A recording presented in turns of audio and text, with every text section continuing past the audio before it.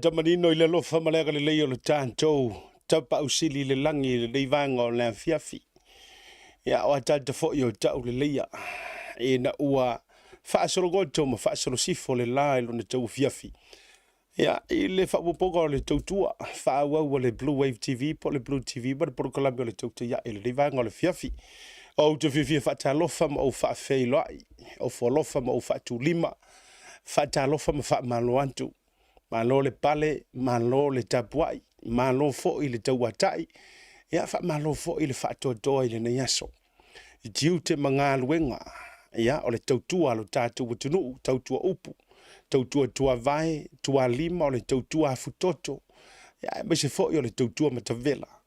I so o se tuli manu e wha o le nei lalo langi, ia o lo o tala wha autoi le upenga o le atunu o Samoa, a wasa ili ngā malo, o le tau au na masani le lei asia tale fo o se e mai pe au mangaru o le ea.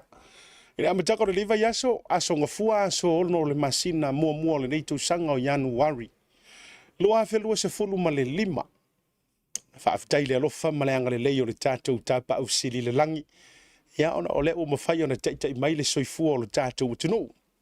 Ele ngato si o mātou watunu pele o ni usila nei po au te ro nei. Ia au lo tau tuai le ofisa au tu i manukau. Ia e mai se o Samoa i ona tafa te tele, le ngata o le tātou watunu o le tofi, ia au se Talia, Amerika, Hawaii, o le atu Pasifika, ia e mai se foi ia o le kelope i lona lava loa, e le whakaroi na foi lo tātou uso tu ofe, ia le tātou motu whai mea mawhai o le motu o fianga i Amerika, Samoa, tutu i le foi mamanua, whaatalo whantu, Asiata ma le porokalame, o le tautaya e wale whafoi ona e turi matai. Turi matai ngau e peo le tala e whai le ufi le teine o sina. Ia i le hafiafio aso te itasi a mata mai fo i le nei aso ngafua. Ia se ia whaasifo fo i le nei mai aso i le tautua e peo na maasani ai. Longo po ia li i ma tautua upu le pa ia o Samoa. Whaata alofa ma ua wholofa ma whaafelo i atu. Ia i le suafa manu malo Yesu Keriso. Lo tātou li i ma lo tātou whaola. Ia o wafeane i le pai pa ia o le ngā le tua. Ia wa au ona te tofi o ona whaawina. I so se fata whaita ulanga. Ia o le nei ua amata le wholaunga Samoa i le nei vaiaso. Wha malo whai o le whaiva. Wha malo te talo. Wha aftai foi. Ia i le tau longo puia li ina o le upu o le tua o le upu fola. Ia whamai o le peru e whaatau mai o nei tu. E ia le taimi e aluatu e pā.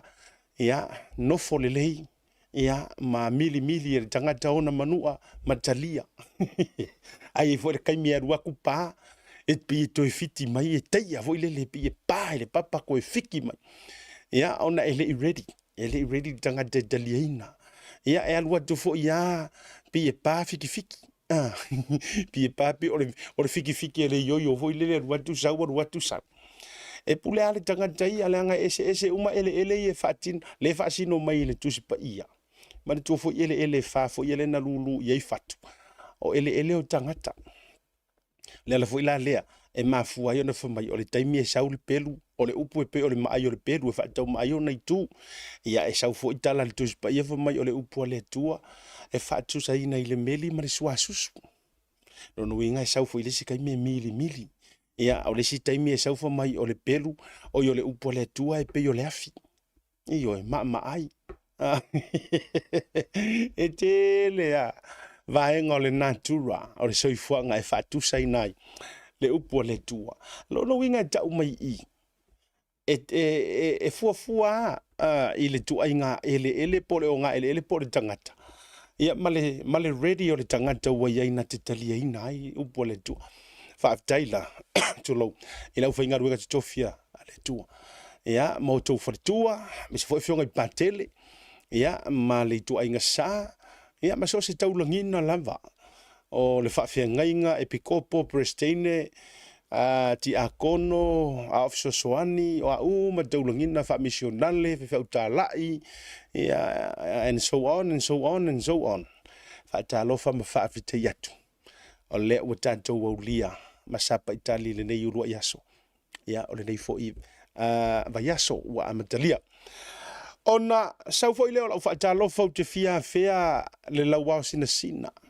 ta lo fai malo le tapua e le sili de ka i ka pua e le sili fo i le au ngā lulu e lo le tau po falanga ma le tapua inga a ta matina matutua malo lava o lo ke kalango aku ya uko le tau te mai mo mai walanga e pe wa veava no ia sa o ferua ia toi America Australia o Samoa e me se fo o tantou i New Zealand nei ua ou i loa tino ma ou mala mai le ano a i o ta matina matutua o lo o fia le nei porkalami o ou tau la leo te whaatalo whatuai e ui o le ale tau te ita sia o tau suafa pe tō lau inatu ai tau te si le fiaina o leo te tala no antu i ante o tau whaafetai tapuai ma lo fai o le whaiva o leo ua tō i tua a polima ua mou atu le nā tau sanga lua lua se furu ma le wha sa o tau patipatia mo tau tapua ia whaiva o tama whanau o Samoa e meise ale tau te iai e se le manga i o le ngor kako porukalami whaafetai fo i le musu ngā lea nganga mai le ingoa lea e wha ingoa ina ile nei porukalami tau ta iai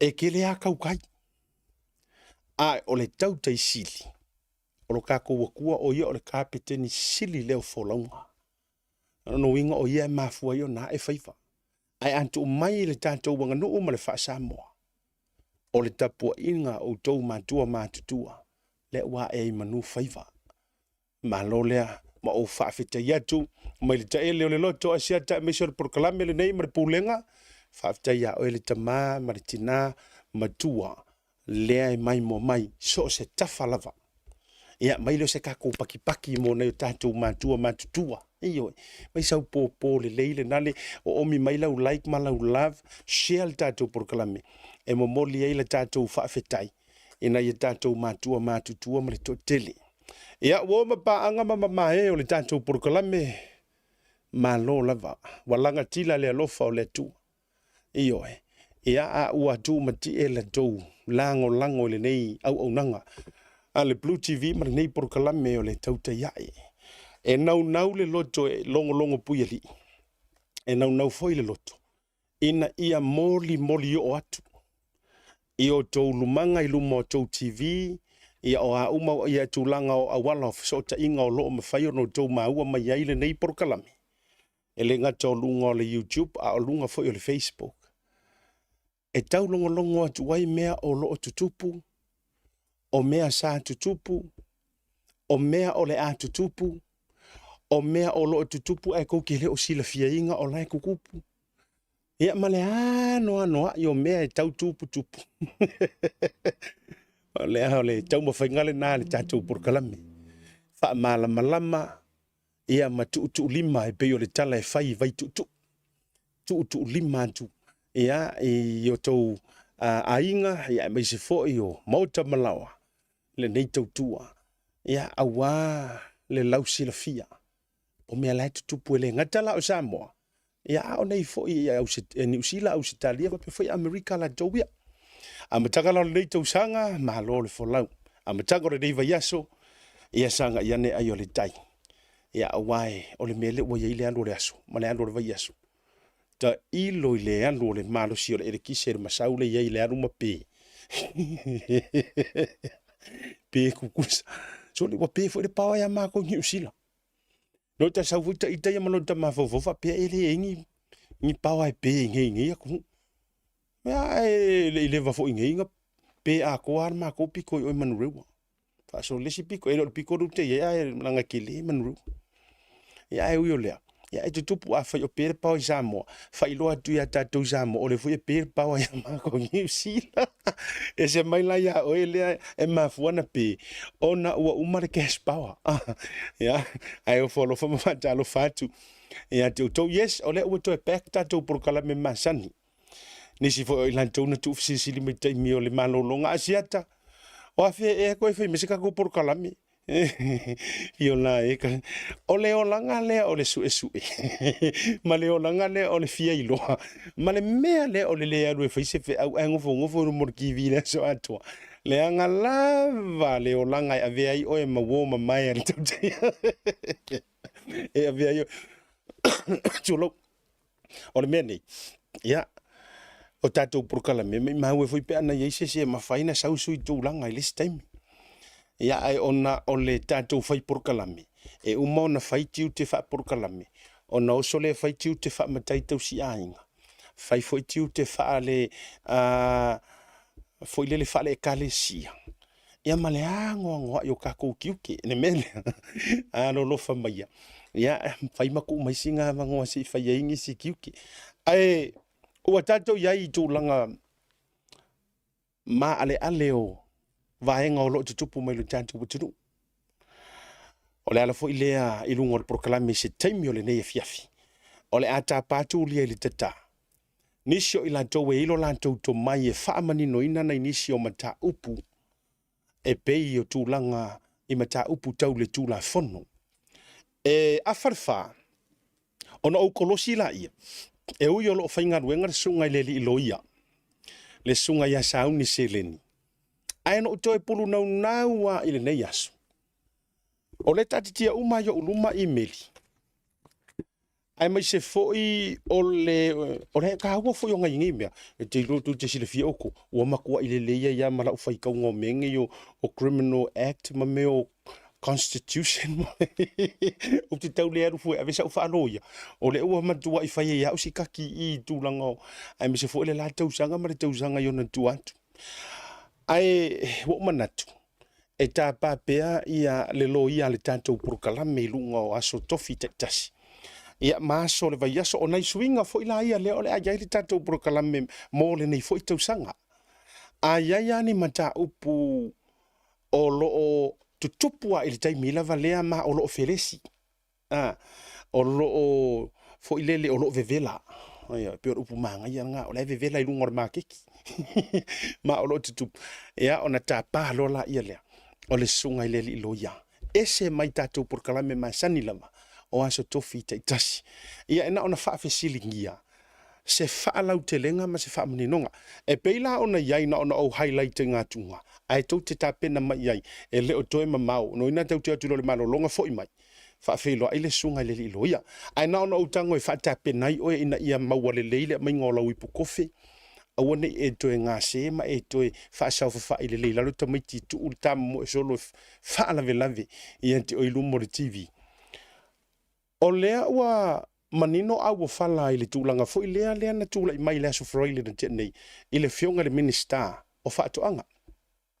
I mōlianga ma tūlanga ua whaate i aile to telefo i o Samoa i le ngata o le aturu.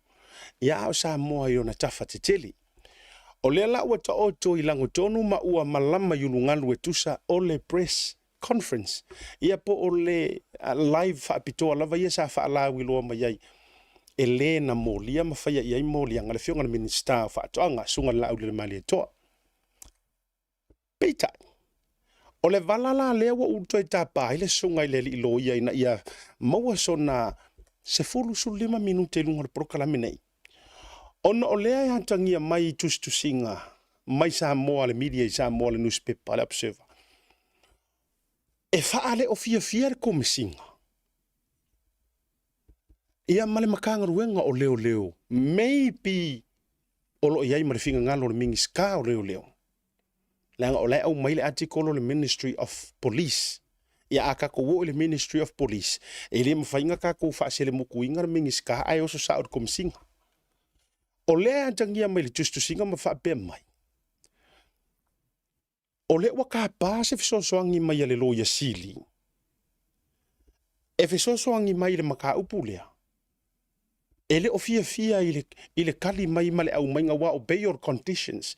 Po o ai inga fo i e lea ma whai ona te tala se tangata i tua i le lautele ma le public.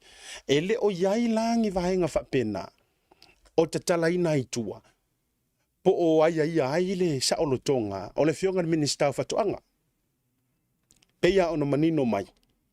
O lai wa te tala i tua e lana loia ma tūlanga fo i e peiona. E le aingi conditions po o ni ai inga at large i tūlanga fo i lele o le valau tele po le nofuanga whaitele. E le fia ai la le makanga ruenga o leo. Malatou pe e tua i ai. ia le pulesili po le sitala o le whaamasinonga. Le sunga le li lo ia. Le sunga le palitele, John Taimalelangi. E ui e le o le sunga i le whaululunga o le matangaruenga o le whaamasinonga. E ui e le o ia. Lea sa whai masui o le matangaruenga po le ofisa o whaamasinonga.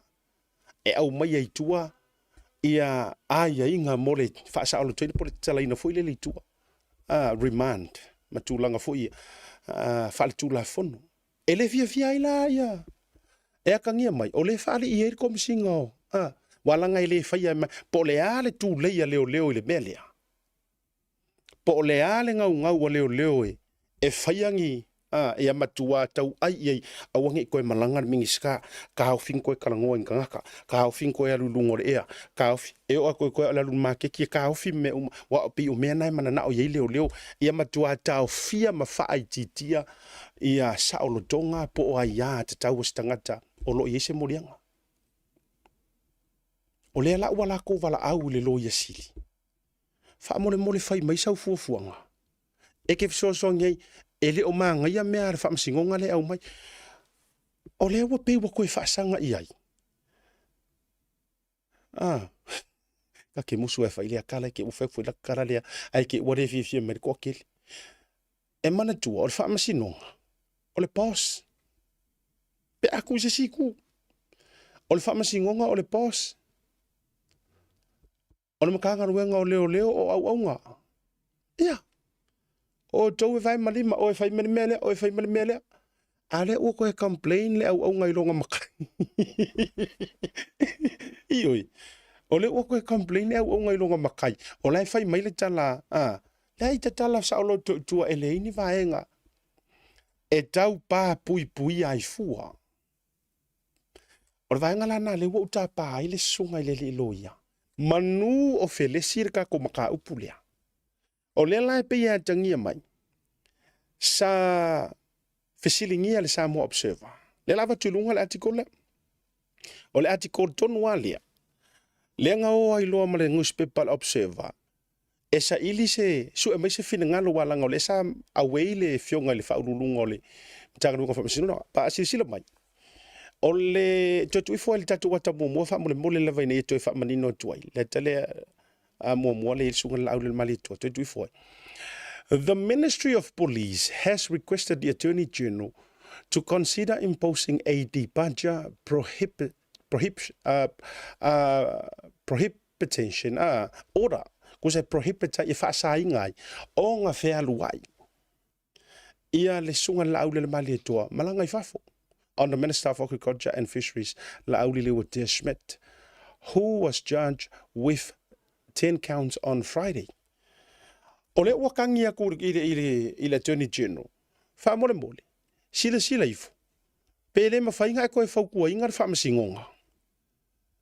E kuongi a ia inga e whaasa inga ai o ngā whealua ai e ale mingi ska whakoanga.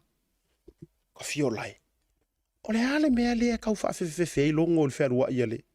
Ia mara mingi skalo lo. O le ala na tusi ai lo le observa nga ai le sunga pali sa au fiso ta iatu ina ia mo se fa tala nonga ma sunga i le pali tele.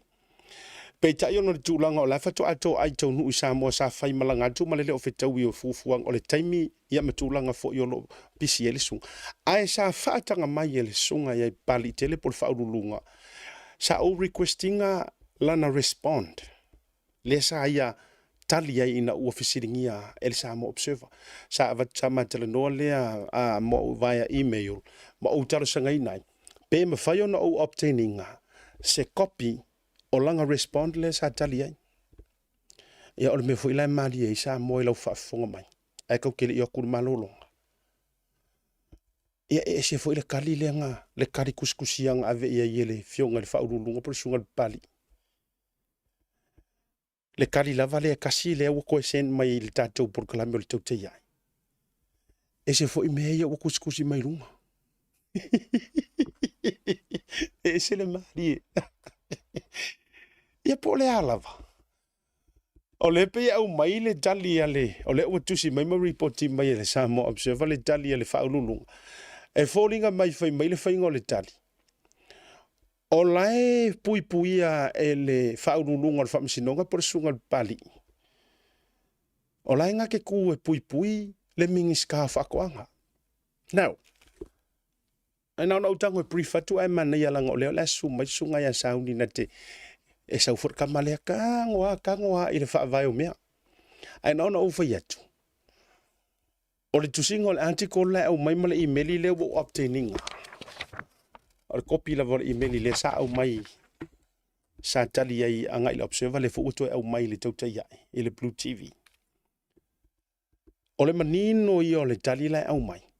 O lo tali a le fionga le whaurulunga po le stala le whamisinonga.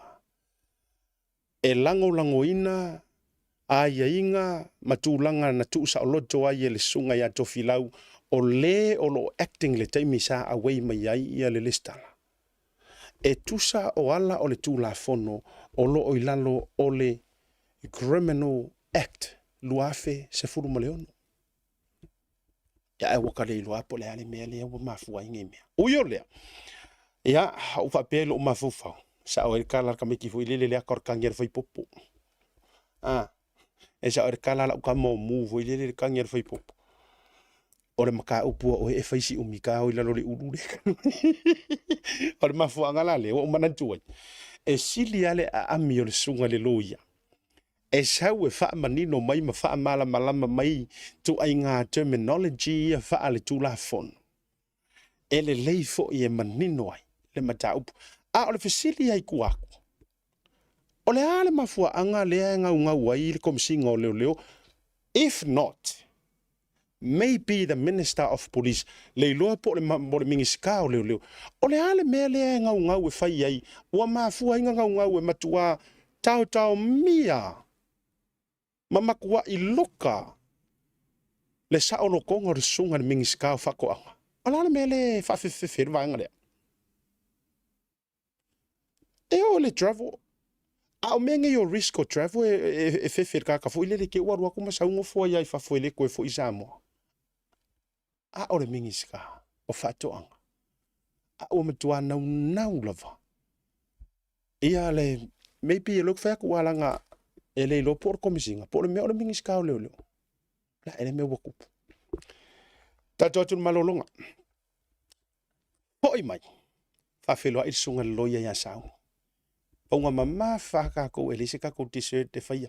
Kau ke paunga mama whaka ko pokala me ngiva yaso. Tato atu li tatu whaftea tatu kompani lang sua. A hoi mai. Whawhelua i sunga sau ni seleni. Lea o le afso ta imai lona ofisa i lungo le sum. Se i whaamanino le vala lea. Pea mai atatu malolonga. Le lulu batautia o le sailiga o le ami o tonu Family Club o le aseina i le asoiva o le masino me lua felua se fulu ma le lima i le no foana i seina i fale ata o le ngalo do fatawina sau tusi lulu i le na o le tonu se lau fitu su ma le lima tala be fatawina fo i na o se pepa i le na o le se fulu ma le lima tala e whaangata pe tāpunia avanoa mo le fatawina o le tusi lulu po pepa lulu i le aso lua su ma le lima o le masino a brila lua felua se fulu ma le lima le leia tatou whailonga mua e pei o le manu maloina o le piki up fou i tu ainga o le Hilux 2.4 liter 4-wheel drive lua super fa whailonga luna lua race SUV 1.2 liter lua felua se fulu ma le fa ngata ino tatou whailonga tupe ama tama ina mani tonu se fulu afe se i o atu i le afe tala le leia tatou whailonga uringano e le ropo o e leisi lea o le a whamurueina e le lulu mo le sailinga o le ami tonu Family Club Fafso tai mai le tatou ofisa o le Blue Wave TV lungo le proklamo o le tautiae mo sautusi lulu mo le reise tele. Vasalalonga le fono o le mafutanga fasi to outa ini usiladei. O le amatou le toi te ino rufao pe matou te toi sa zaina le fala pe o le faiva i poula. O le amatou le toi au whakaida fo i le diuloa pe matou te toi paupoina whaatu pe o mule o tau le fonga. A wau pa ia lava o Samoa mai le vavau e o atu le whaavavau. Ai wala watu male nganga o le whaaloalo i tapa whanau o fasi to uta. Ai mai se ila tau sa fufoa o langa whaale nganga i le kalesia whapatutonga kerisiano Samoa i fasi to uta. O le awhai le tātou whilo inga i le whale o Samoa i mangele i au gilani i le aso sālua sobore ono Januari lua whelua sifuru ma le lima i le Julai ono i le awhiafi. O le nei whorutanga, o le ātala noi nai si tātou fisosoani, mo le ngā ruenga o le marumaru o le tua o lea ua amata. Mo le si whaamatilaga whaafiso ta isu komiti, whioka te tei whono, ai ono Pulumelo Kereti whaia, numera o lua tasi whalua, fitu walu tolu o, whioka le whelu tusi ape, nu soa ai ono, o iwa lua ono lua tolu lima tasi, ma le whioka la kupiteli tala i lene le o lua tasi, lima ona tolu whawha, ma le nganga whaaloalo soifua. Seal plumbing. My drain's blocked. I need a seal. I'll see you soon. Drain unblocking using high-pressure systems and cameras. No job too big or small. I'll see you soon.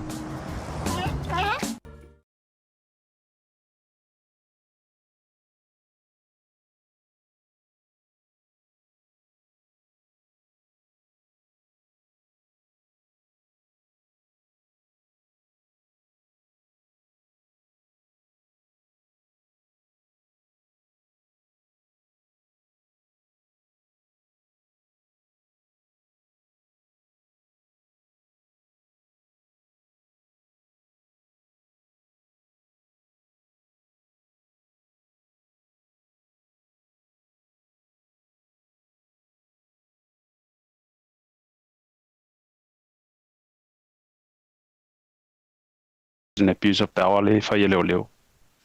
Ono nei mafuanga siata.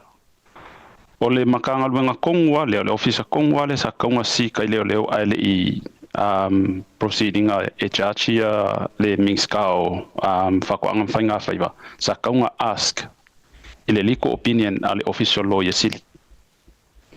Le ala ua ask. E le kai misise. Ia ke au. This is where the law says, what is your intention? Because everything, especially when it comes to crimes, if someone commit a crime, is there an intention of that person to commit the crime? And e kukusa foilal va ai falkula fongo ilkaka le avangi le charge po le accuse.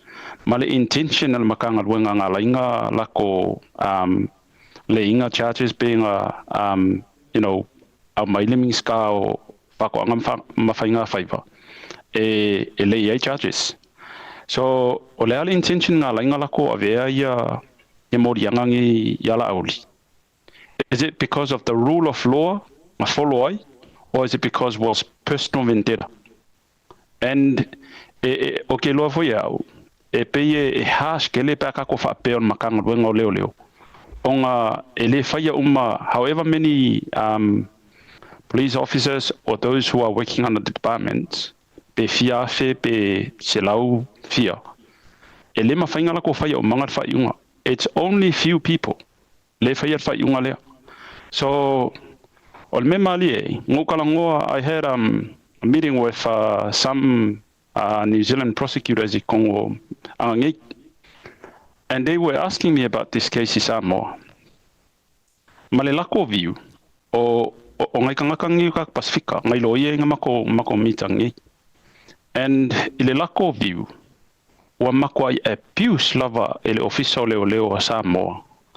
Ia le kula fongo and they abuse the power linga vested ia lako e fama malu ele kula fongo. Ngai ngai mafuanga. Ngau mako va ai le we had a meeting and we were looking at the Crimes Act. It's only 3 months a sentence. Like that's the maximum penalty.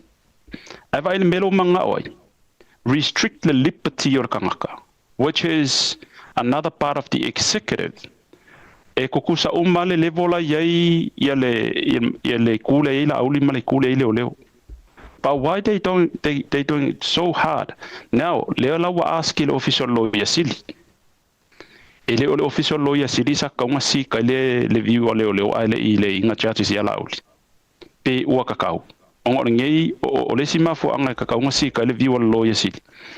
The lawyer sili, either he or she, at any time, that's the chief prosecutor asosia kunguua. E au mai le tik pe wakakaunga lay charges pe le meets le threshold. O judges ia wa kok ngi ala uli. It's related to the case.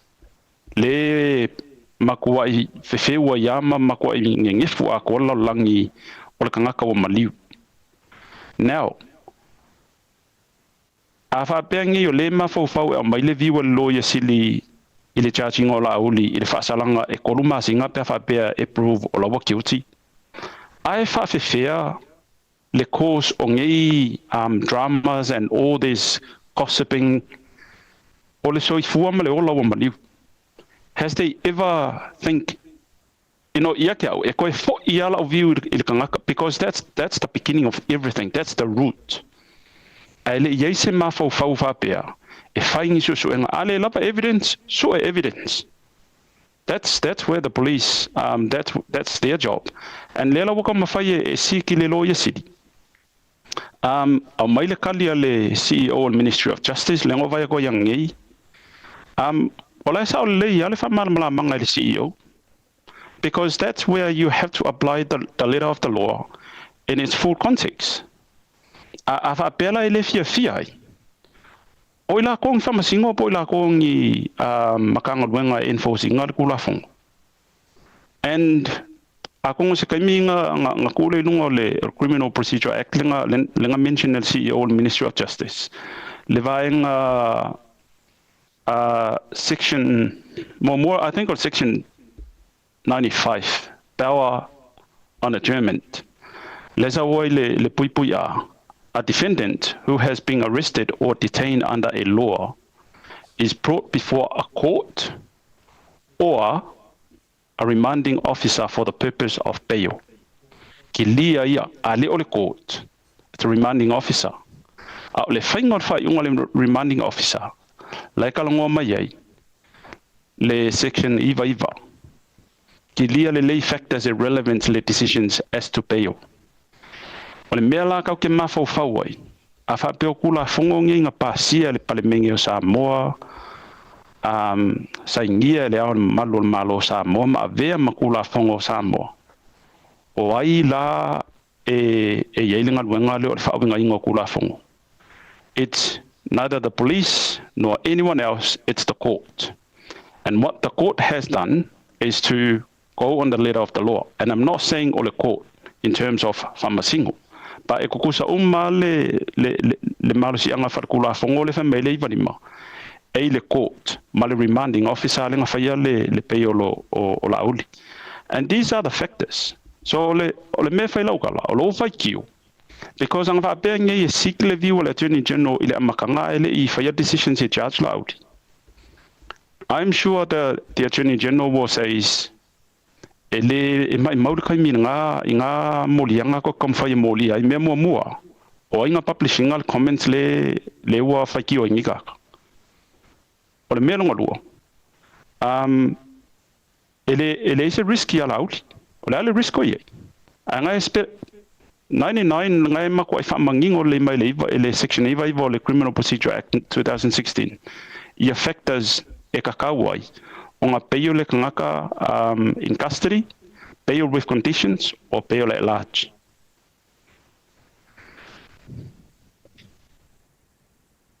Malo whaftai o le wa le o sau noa le sunga le li loia. Le tua tu lunga le tanto section 99 le. E na ia whaamanino ai vaenga uma e whaima mōli mau. Ia I whapea mai fo o le mate lau lau akua I umai fo ia ongi si au whasara lau I ma whapea mai o le mate laua ia le Criminal Act New Zealand. Le o le tato watunu o Samoa le tu ina tulu. Whaftai lai le whamani no ngar vanga le. O le lai hantangia mai. Mua tala noa mai le vaenga o le iwa lima. A le o le whamasinonga. Whamasino. Po o le remanding officer. La lai tik I ngā le vaenga sa whaia e le sa acting le fionga te maita I totoli hatu filau. O le sila vaenga le o te whesiringia lau sunga loia. O le so si le fia I tu atu wha le tu la fono mani tau ni mawhauwhaunga wha le tu la fono lau sunga. O le vaenga mua le highlight mai vaenga te tele o le section iwa. Ai peye makua sa mala mai lava le mumusu e travel. le musu le pei fe travel auli. Now, o le fesili kusa. And I know this for a fact. The previous administration, al HRPP, o kuila epa he's got issues ma Samoa overseas. Ioi, o le mele na tia. Matua le fia kuila epa i kanga Samoa, i fafo meo Samoa, e la lau te taa me tūlanga whapena. O le wha maungianga o le kala lea. Leanga o fafo lenga makua li liwa ilo mar paloka lua whilua kasi. Lea ua lata le vai va o le whainga paloka. Ai kupu le mea lea. Ka ke fiwa la e mawhauwhau, e awana eve e sero ka mawhauwhau ma le whapurukiki o le mea lea. Ai pe e tau tino mai a si ua mea e kuku kulou whafonga la tunu. E iai ona so tanga whapurukiki.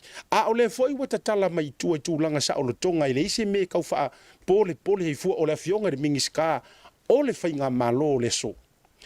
A le pi highlight mai lava le whaafefe le travel. Now, o kau mawhai ia le makanga ruenga o leo. Ele ngaka e ka ofi le sa o konga o le mingiska e loka le mingiska ma sai kia. O lo la tau mawhai fo e apa mai ma le la tau lima. E ka ofi fi so ka inga le mingiska ma sa moa ia kungu i fafu. Wai pe ilo utale tununga ni te ua se, this is my own opinion. E kangia mai ele ngaka le ka ngofi e ka ofi ma kau mawhai se mea e whaasala i le mingiska. Molia.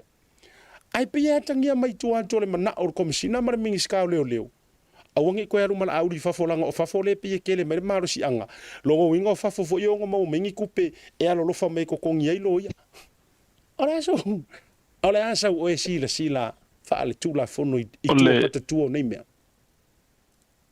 Ole, this is the impact of wrong decisions and wrong applications of the law. Because it's a say law on nga whaonga le kula whongo o nga palai le kula whongo. Pei o le mele sa o le whai mele section 99 o le kula whongo le kakalango ai. It's a say law, then people will start making opinions. E o le upu masangi le kungu e asal whai vai le asal masal. Why? You know, awa pia fwoi la langa la ko upholdinga le kula whongo. Why do they reach to the oleme olenga circular view ole malefisosoangi le lawyer city? Why not before they start? Yeah, oko inga meala li a makalonga, people will start making comments. Oh, probably because le mga yala uli pion lenga sa ngoi. E travel overseas. Again le support. You know le alko kelo kaksa mo long inga fenga malo al fast. And all these things. It makes the police department look very bad. And isesi aku isesi amakanga luenga ekele yo malusianga farkula fongola ye.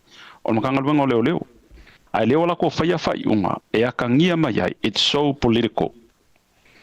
Mafau fuila yai isi famakalanga ka ko fa longoi. Fa mai e fuafua le i whaasalanga mangi charge ya kula e pa onga orko inga o levan kau kuan malo. Wala pe lauli. You know, oi e ka koso a oi e ka amo a oi e ku le vangu. E ke le le because ma ole ala ki au mea kadi. Why are you headhunting le Mingska or the sovereign state of Samoa, the current Minister of Agriculture and Fisheries? Regardless what our opinions are, regardless which side of the political spectrum we have to keep the respect to the title because ole kofi o Mingska ole kofi le kung ole kofi se ainga. And that's where we start having those suspicions. It's very fishy because ang papengi seriously le rule of law. Pakat kali se yo ole asole apia ile la fionga Mingska no mol famasingonga. Pole ale view or famasingo. They already go through their own preparations leo, and therefore a salary remand officer and a remand officer will risk of travel or fair travel. Is a private jet allowed? I travel only travel as a what? As a minister of the cabinet. You know, even pay for bill for family business or anything like that. I guarantee you le kaimia be fa be mai o attack singo foanga o la yele Minska Samoa. The Samoan government will contact overseas. We have a statesman, we have a minister of our cabinet. Ngai holding mele ko poile amala. O le menga konka ko vai mamao because e umakula auli aku mai fo iskanga ka e ka wa ve ko fingi le ku. Ele se ko fiu o le se ko fiu le e ka le sia. Ele se ko fiu se ainga. Every Samoan, regardless if you are overseas or in Samoa, we all have the right. So, it is so political.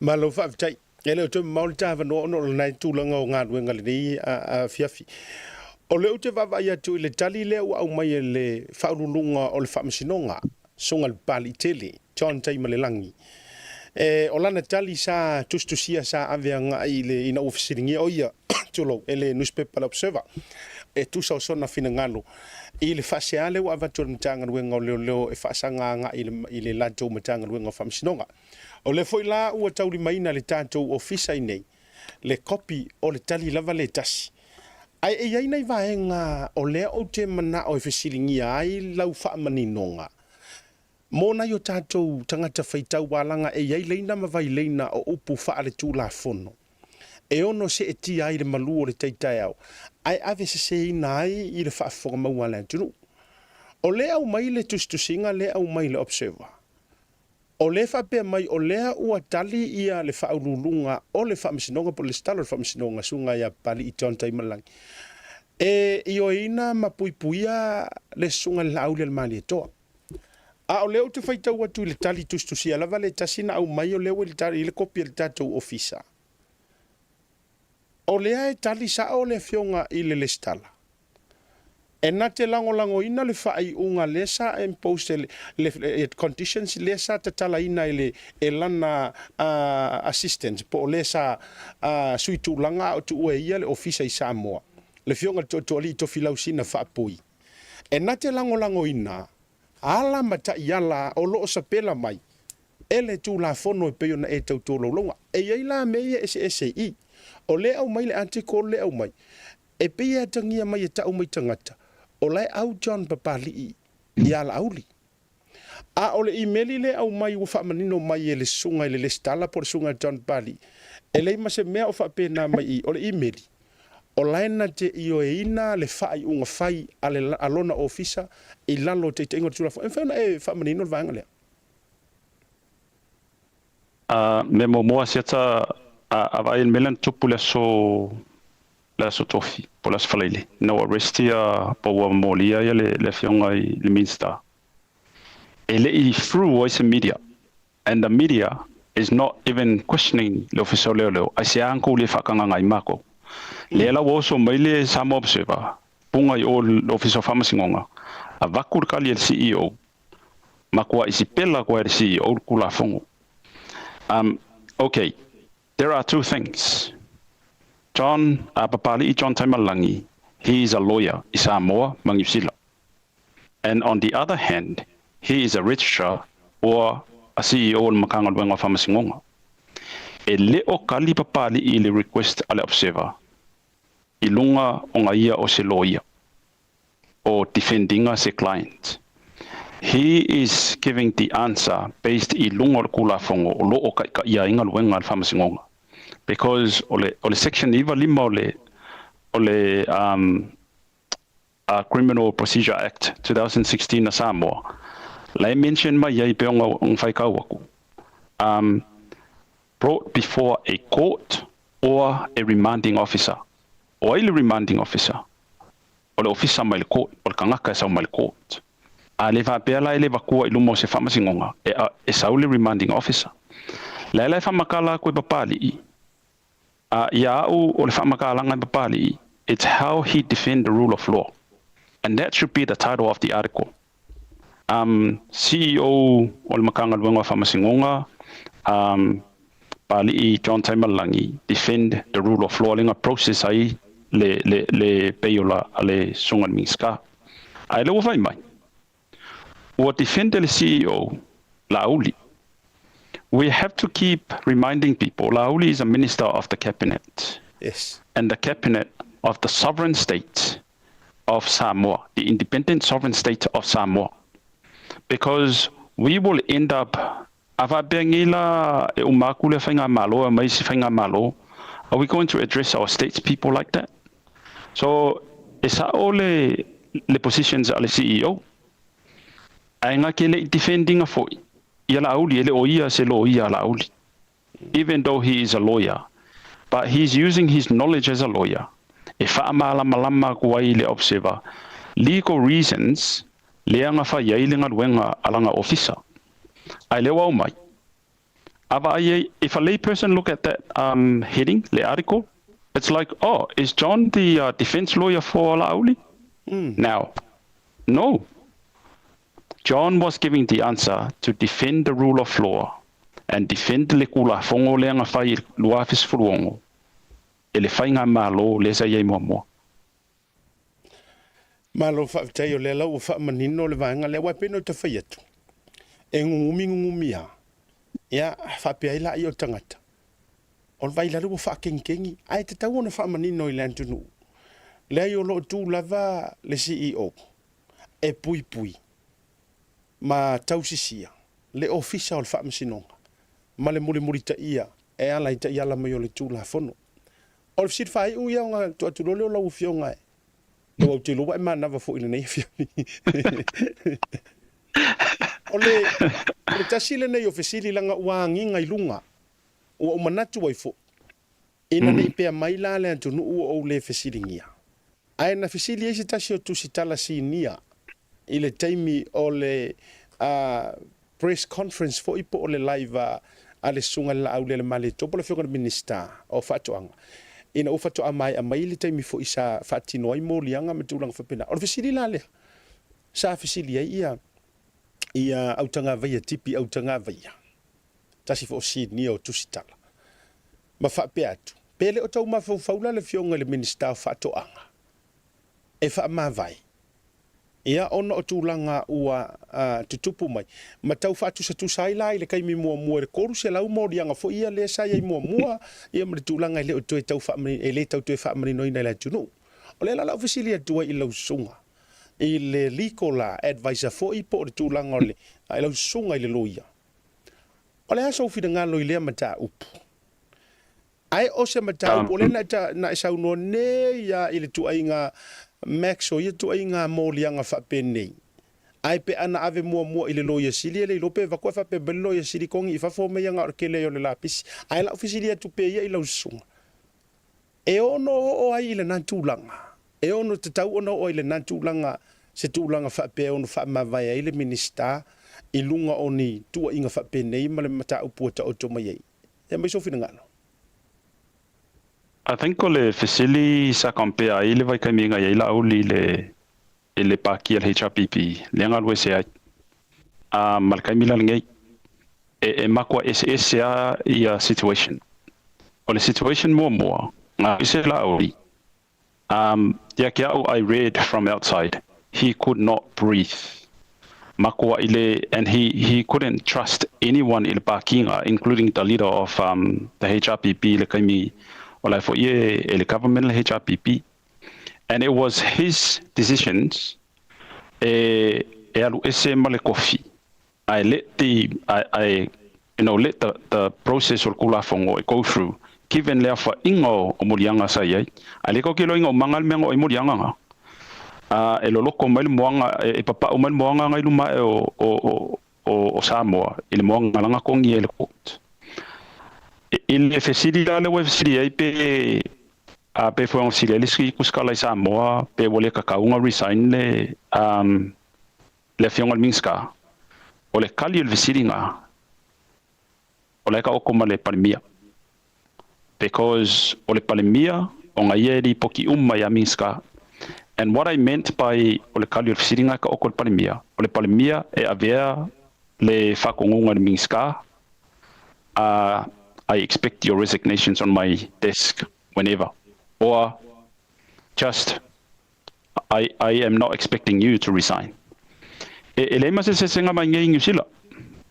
kele yo Mingska or associate ministers go through the processes here kula fongo because if fua le kai po le palimia le gravity o le solinga kula fongo le molia ilang Mingska male fai unga ka fai a fua yai pe on ka kalonga for last week ole accusations le accuse la only it's about publications of wrongful informations or like damage le character le skanga.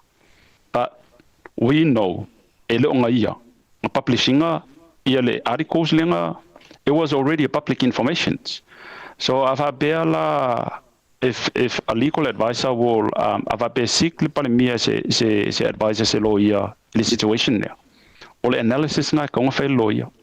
So even for it's out of Lauli's good characters malonga mafau. It's nothing. His conscience is clear. So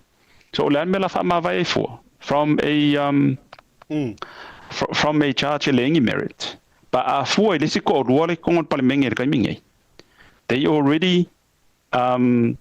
they already guilty for contempt of court. Or meet a threshold.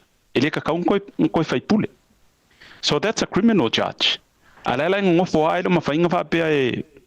Avelole resignations il palimengi o la wa guilty lawa so le peole o la uia vai ngai le e kusa malofa fasili asiaka malofa tai au tela ngona le o le langona fo ile na o le ta o to ile tunu o le tai mi fo isa fa ile fasili le ila umai tau atu tulanga uma ia ia o taimi ono o tiutia o tusitala ia ai fo ile taimi tate vai tunga o pe po ia fa manu yo fanga ia ale va tu ofisili matula ngai le taimi fo ia ai o tau fa to ofimalie ia tulanga o le mata upu ni tula mai ia ai ona o le to tele o ila to ua langa finga ngalo matulanga ona o le fa ofisili sa fa ia le sunga ia pole to fa utanga vai ia o le alala le ua saili ai fa tai walanga o le ta o tonu lo finangalo ma se finangalo foi sa fa alia lava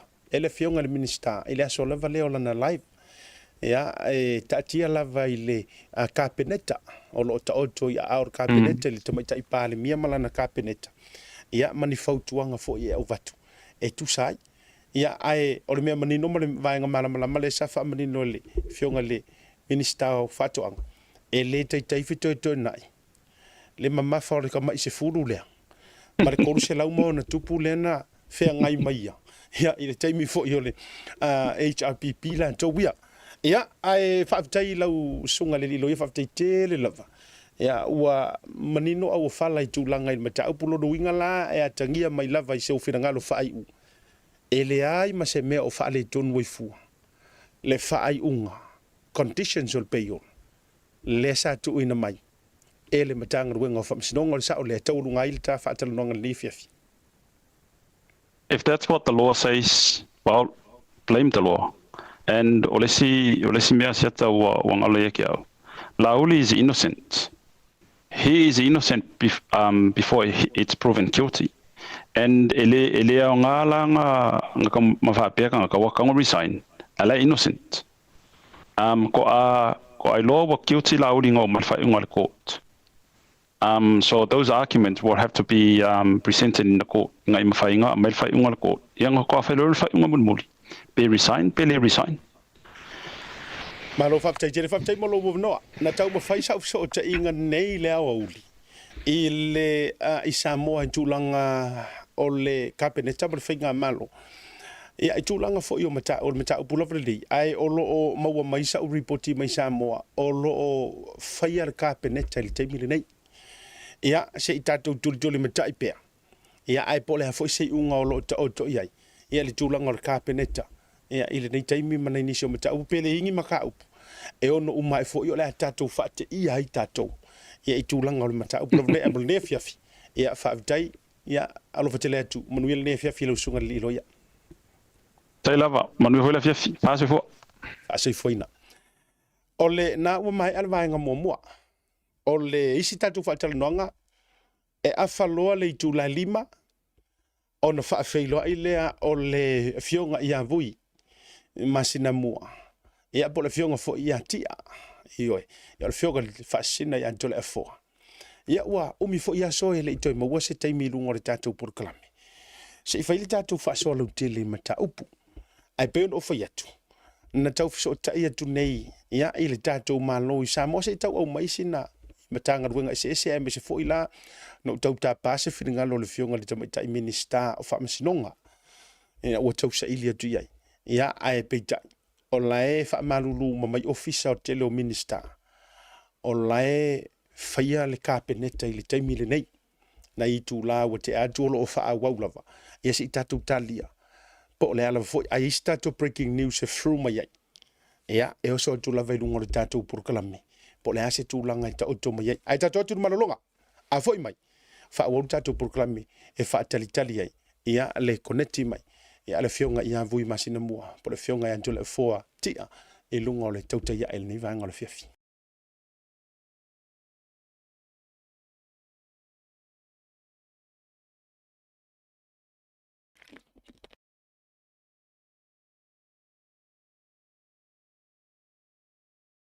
Le lulu lima, tolu se lau fitu suma le lima tala. Be fa tau ina fo ina o se pepa ile na o se fulu ma le lima tala.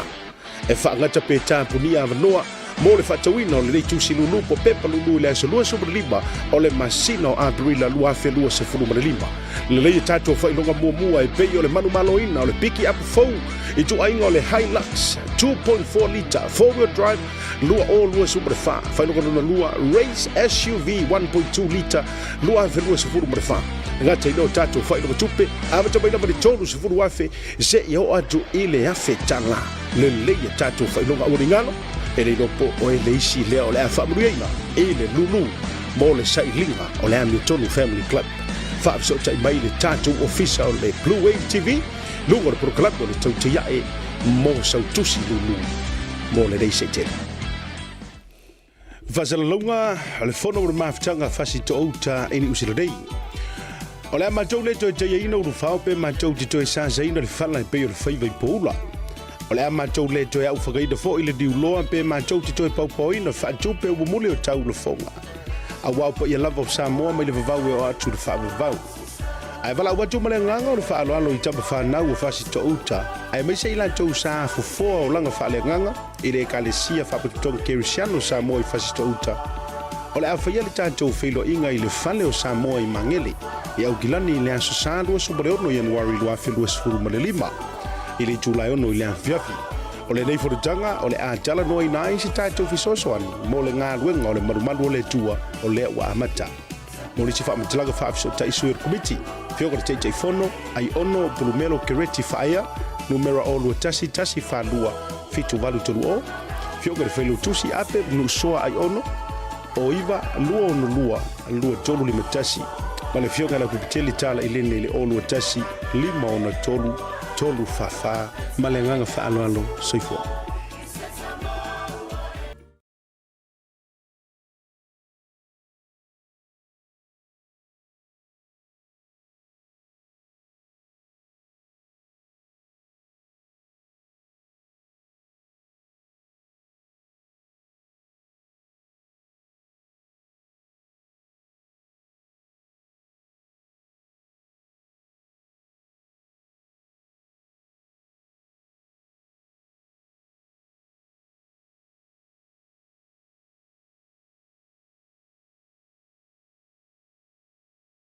Talofa Lava. Tasi Market is here at the Mangere Town Centre, the heart.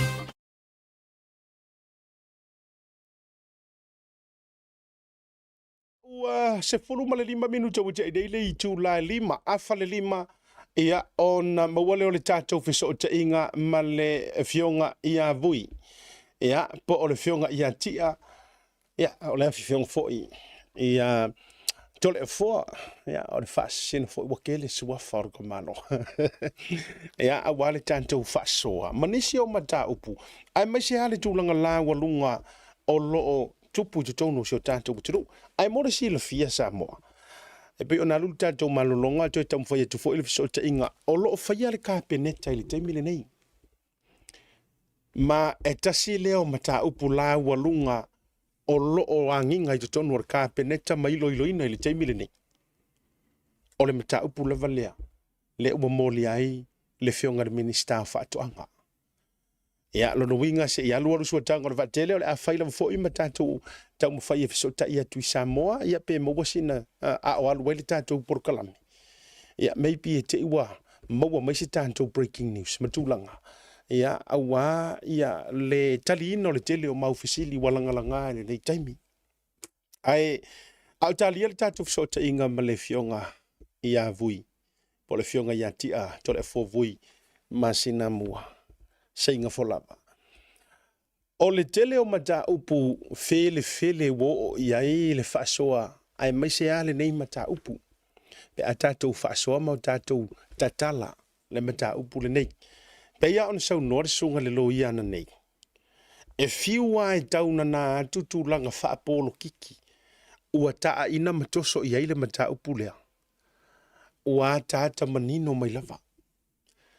Ele ngata o le taimi watula i mai ai. Ka oka koiki ka usanga le va na moli ai le fionga le whaipule ia whipule ai. Ma le sunga ia li o le malu le malo. Ia o le tamaitai i a whaasala media ia lise. Tustala ia lise. Ia me se fo yo Samuelu malona to olua. Toi titi ta i tausanga na vai. Ia male lau manu ia mai lava o le suafa o sunga i le minista o whaatoanga sai ai. Ia i tūlanga o mōlianga ma matau pulepulenga wa upuaianga au mai. A o le nei whato a whaatupu. I le taimi o le tausanga. Wasi la fia umai. O le kaimere ngei ngā o le ia o le kangaka ia i longa fia naisi ma le fia lelei. I le whaingo hanga whaakosinga o le paroka. Ai mai se fo ia ka ika i mai mingiska mai whaipule. La le nai leina whaatula utara. Tau te fiu e alo le atata o le la au. E a tātanga ngia mai lava mata manino. O le makua ka amilo ia o le porokiki ngai whainga uma. Lona lua. O le vaenga lea e fia whaasoa. O le vaenga fo i lea. O le atonu le mea ua tūla i mai. O le fesili le fesili le mafofo. O le ale mea ua kupu. O le atonu ale mea ua tupu. Ai whaamata a whaamaonia o ni ai nisi o whaini whauwhaunga i tonu lava. O le ale mea ua kupu o koe whaasanga i le si le isi pe a whaapea. O tutupu ni tūlanga whaapea. O le alai whaanga solo ka peneta i le taimile nei. Ma e le tau mate e le tau wilo. Tasi lea mata upu ma in fact e le lopenga le pauale o le maka upu ilo iloinga. Leanga o ka peneta umalava o aso lulu e whaiai. Se i vanga nani mata upu o ngonga mani mata upu o so whaafua se peila i eili maka upu lea. Lea ua afua yon tau au fiar ka peneta. E tau te fiua tau te mawhau mata tau mawhaifo i e tau whaamamao nisi o manatu. E lata mai lava. E lata mai lava i tu ole mata upu le nei. Tele i la tau o tusi ma fesilingia le tūlanga o le ofisa o le fionga le tamaita i pāle mia. Kele upu madala. E o aia i la tau o tusi mai supporters ma i la tau na o la tau tutu ma losi i le lango suaina o le malo o tūla i mai. Ua koe fesilingia ma mai lava asiata. Agora kako porkalame lea mātou te malama i le tele o mea. Ora kako porkalame alu sa o ele ingipi onga. O le hale mea utupu le fionga tamaita i pāle mia malana ka peneta. O ye se me utupu. Utula ima. Awa ata tu whai atu nei ele se me utupu. Ia ema whaionga whapea mai o le tātou te leo. Iyo, yare mele tula i mai. Awa a fua atu le mata upule sa whaasoa i nei. E join mai lole fionga ia vui. Tatu ko ngi kisa o la veile a fole lima. A fua atu le vaenga lea sa wha amanino mai e le fionga le loia. Pea na ofisiringia. O le treatinga le ua whai e le matanga ruenga o leo. Le fionga le mingskau whako anga. So le makua treata e peo le tangata no ti eisesi. E peia o le whainga o le kangaka valeinga se kangaka. E peia o le whainga o se kangaka makua i tau pule wha o le oki sesi. E pei o le langaina o le mata upu se tangata ua maua ingi fuala au whaasainga o lo o ia kuka inga fuala au whaasainga. E maa fua e whai mai ngai po mai ele ai ele whapenga. No, o lai whapenga. Atou sile sila i le fia. O lea ua umau na au mai ai inga. O tūlanga o le pei o litua. O le fionga le minister whatoanga. Ai le fia en makangaruenga o leo. A le ua tāngo au. O le ua ka momo e anga i le loia sili. Sau ia wha mole. E a mai sau faukuanga. Pei o nga e faukua i ngai le mingi ska o le milionga. E koe pay back le milionga kuila. E pa ma le tūlou le i tū malo. E sire ka o le milionga kuila. E pa walanga e pule aia ilanga milionga. Whapena umale me le ua whao ngai na matang. A o le fesiri o ai lai whai anga iai. O ai le kangaka lai whai anga iai. O lai whai i le isi mingi ska o le la tau lava whai ngā malo. Talo whai. O le vahenga lea e pi tate tū mo ta ofo ai mo ta tilo atu. E pei o lai whai se kangaka i se Filipingo fo i le lenga maua le malai wa le aisa. E pei o lai whai le awari i fo i lenga raid aku ai maua i le. Kusona mea ngā le kupu. O lai whai e wha tutu e fallinga mai o le ua kau ma whai le si makanga ruenga la vale malo.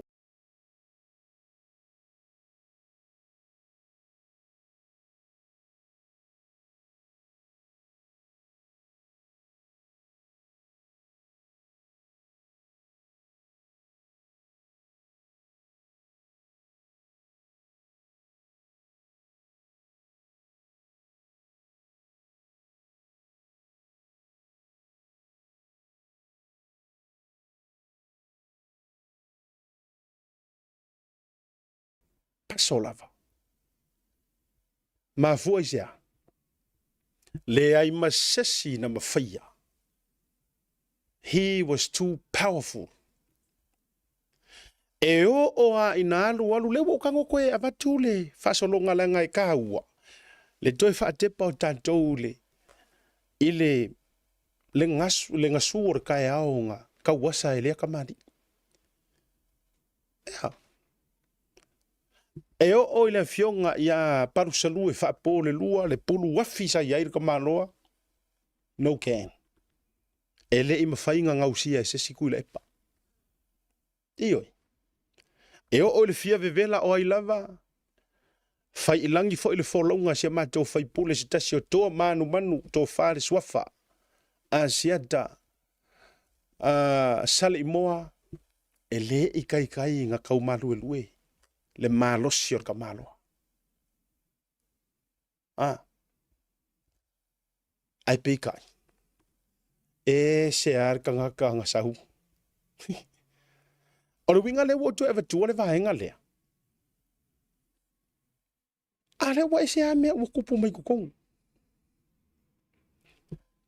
Vatua la utala lea. Maria yo me inko kupu mai ngeinga ua var fo ngā vaa o le toatelo tangata ia no ese mai. Lenga whai iai lenga kakuli e kuila epa. O inana no ta whaalongo ai. Langa ile ngalo ia te ausitasi o prokalame. Ma ta utia le fo ina matua wha manino ai ele sunga ya pali i John Tai Malelangi. Kau pule ngalea nga fo ia meisor mele nga whai. Lenga kau whai e koi inga. E kili ai isi. Tula winga o la tatala.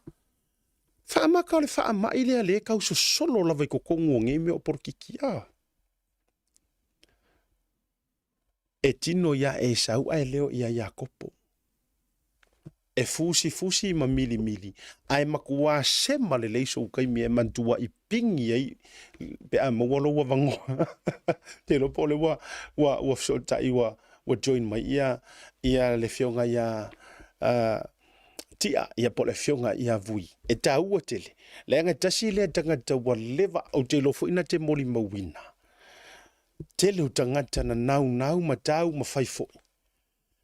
e tau whaafeko ai le maa e mae o le malosi mai o le kula. Kai mea ale o pale mai stui. E se tatia ia le taimi tulou i tu atu. To alii. Ia ai mai se fo i le fionga le alo li ia va ai kolone ma. Alu ti tala no antu o le era leanga sa wai luma le kamau. Le sunga tu le. O ngalo ke le te tala no antu ai. Tele le au paua e o a ye sa HRPP nga koe o ese mai fiu e tu ia koe le ia. Ai whako a hepena. Inga ua savali ese mai le sunga la auli al mali e koa.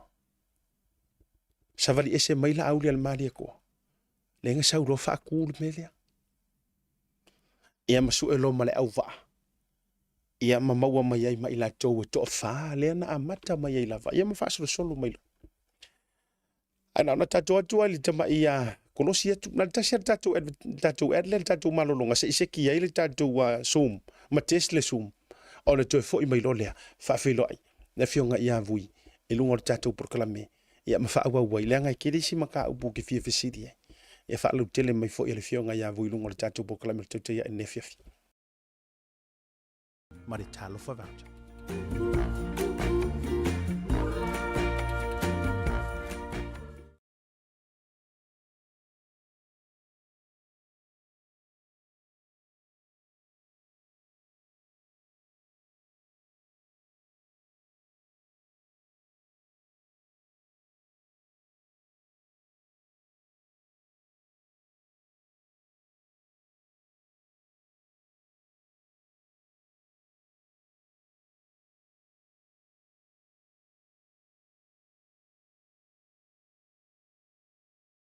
Fai antu le o mawar so te inga male fionga ia vui. Ti a tole a foa sei no fola. Ia ilu ngor tatu por club to te aliva ka fiafi o te fa talofa mo fa feilo ia tu. Ia fio mai metala mai au le to sula le ia me tu langa. O lo ta mali anga mo fa sino manga. Ia awa foi ia le tatu fio anga ilano e mai so fio anga sal longa. Ia a foi le fio anga. Ia i fa sto tai le rumoinga. Ia mare to fe o tu. Ia ai fa filo ia tule. So fa manu malo Yesu ke riso fa manu ia tule tau so fo fio mai ngor ta pro club le vanga le fiafi. Mo la na fa filo ia tu ma fa talo fa tu fa manu ia mo mo ala le tau so fo i lau to fa vai balai mai se fo i ole fio ngai nga ftas. Ia fa pe fo i le au finga luenga. Ale tau te ia.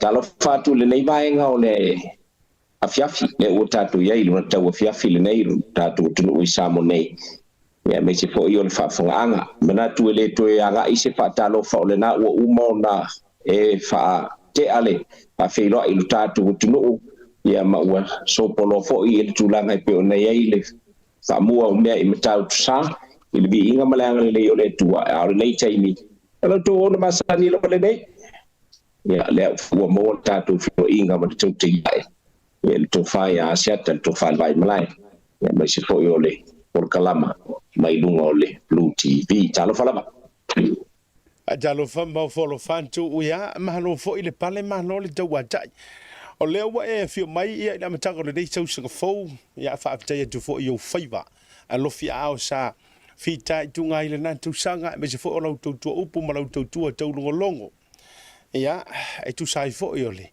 fa fo ma wa Samoa ia ele se fo ole fo Samoa mai sini au se talia ma Samoa ia a o tanto ia fo i fo longo le na tu sanga le o tatu tu vai le tu singa fo le nei lo o lo lima ma lo fa tai fa ole faiva ai ele na male la ina ma ma ta upu o tu le mai male vai nga fo i wa longo ai le tunu e mai so Samoa mai le so freely in Jenny e tu sai o molianga o faia a fasino le minister fa toanga ai o le ofisiali tu walanga o le sa e ia ile taimi le male aso lea ia ile taimi fo i o le lokaina o le matanga wenga o leo mo official leo fa saina le media a tatou mutuli matai nei vaenga ina tupu mai Amerika e maka i ku uma ia ku mai me tau te mokalasi ma me tau fainga ia tu sa fa media Koe a o kongo re poku moe kuloua. Ma ko kongo re poku whamasingo ile I aloa I eile te tala ino le media.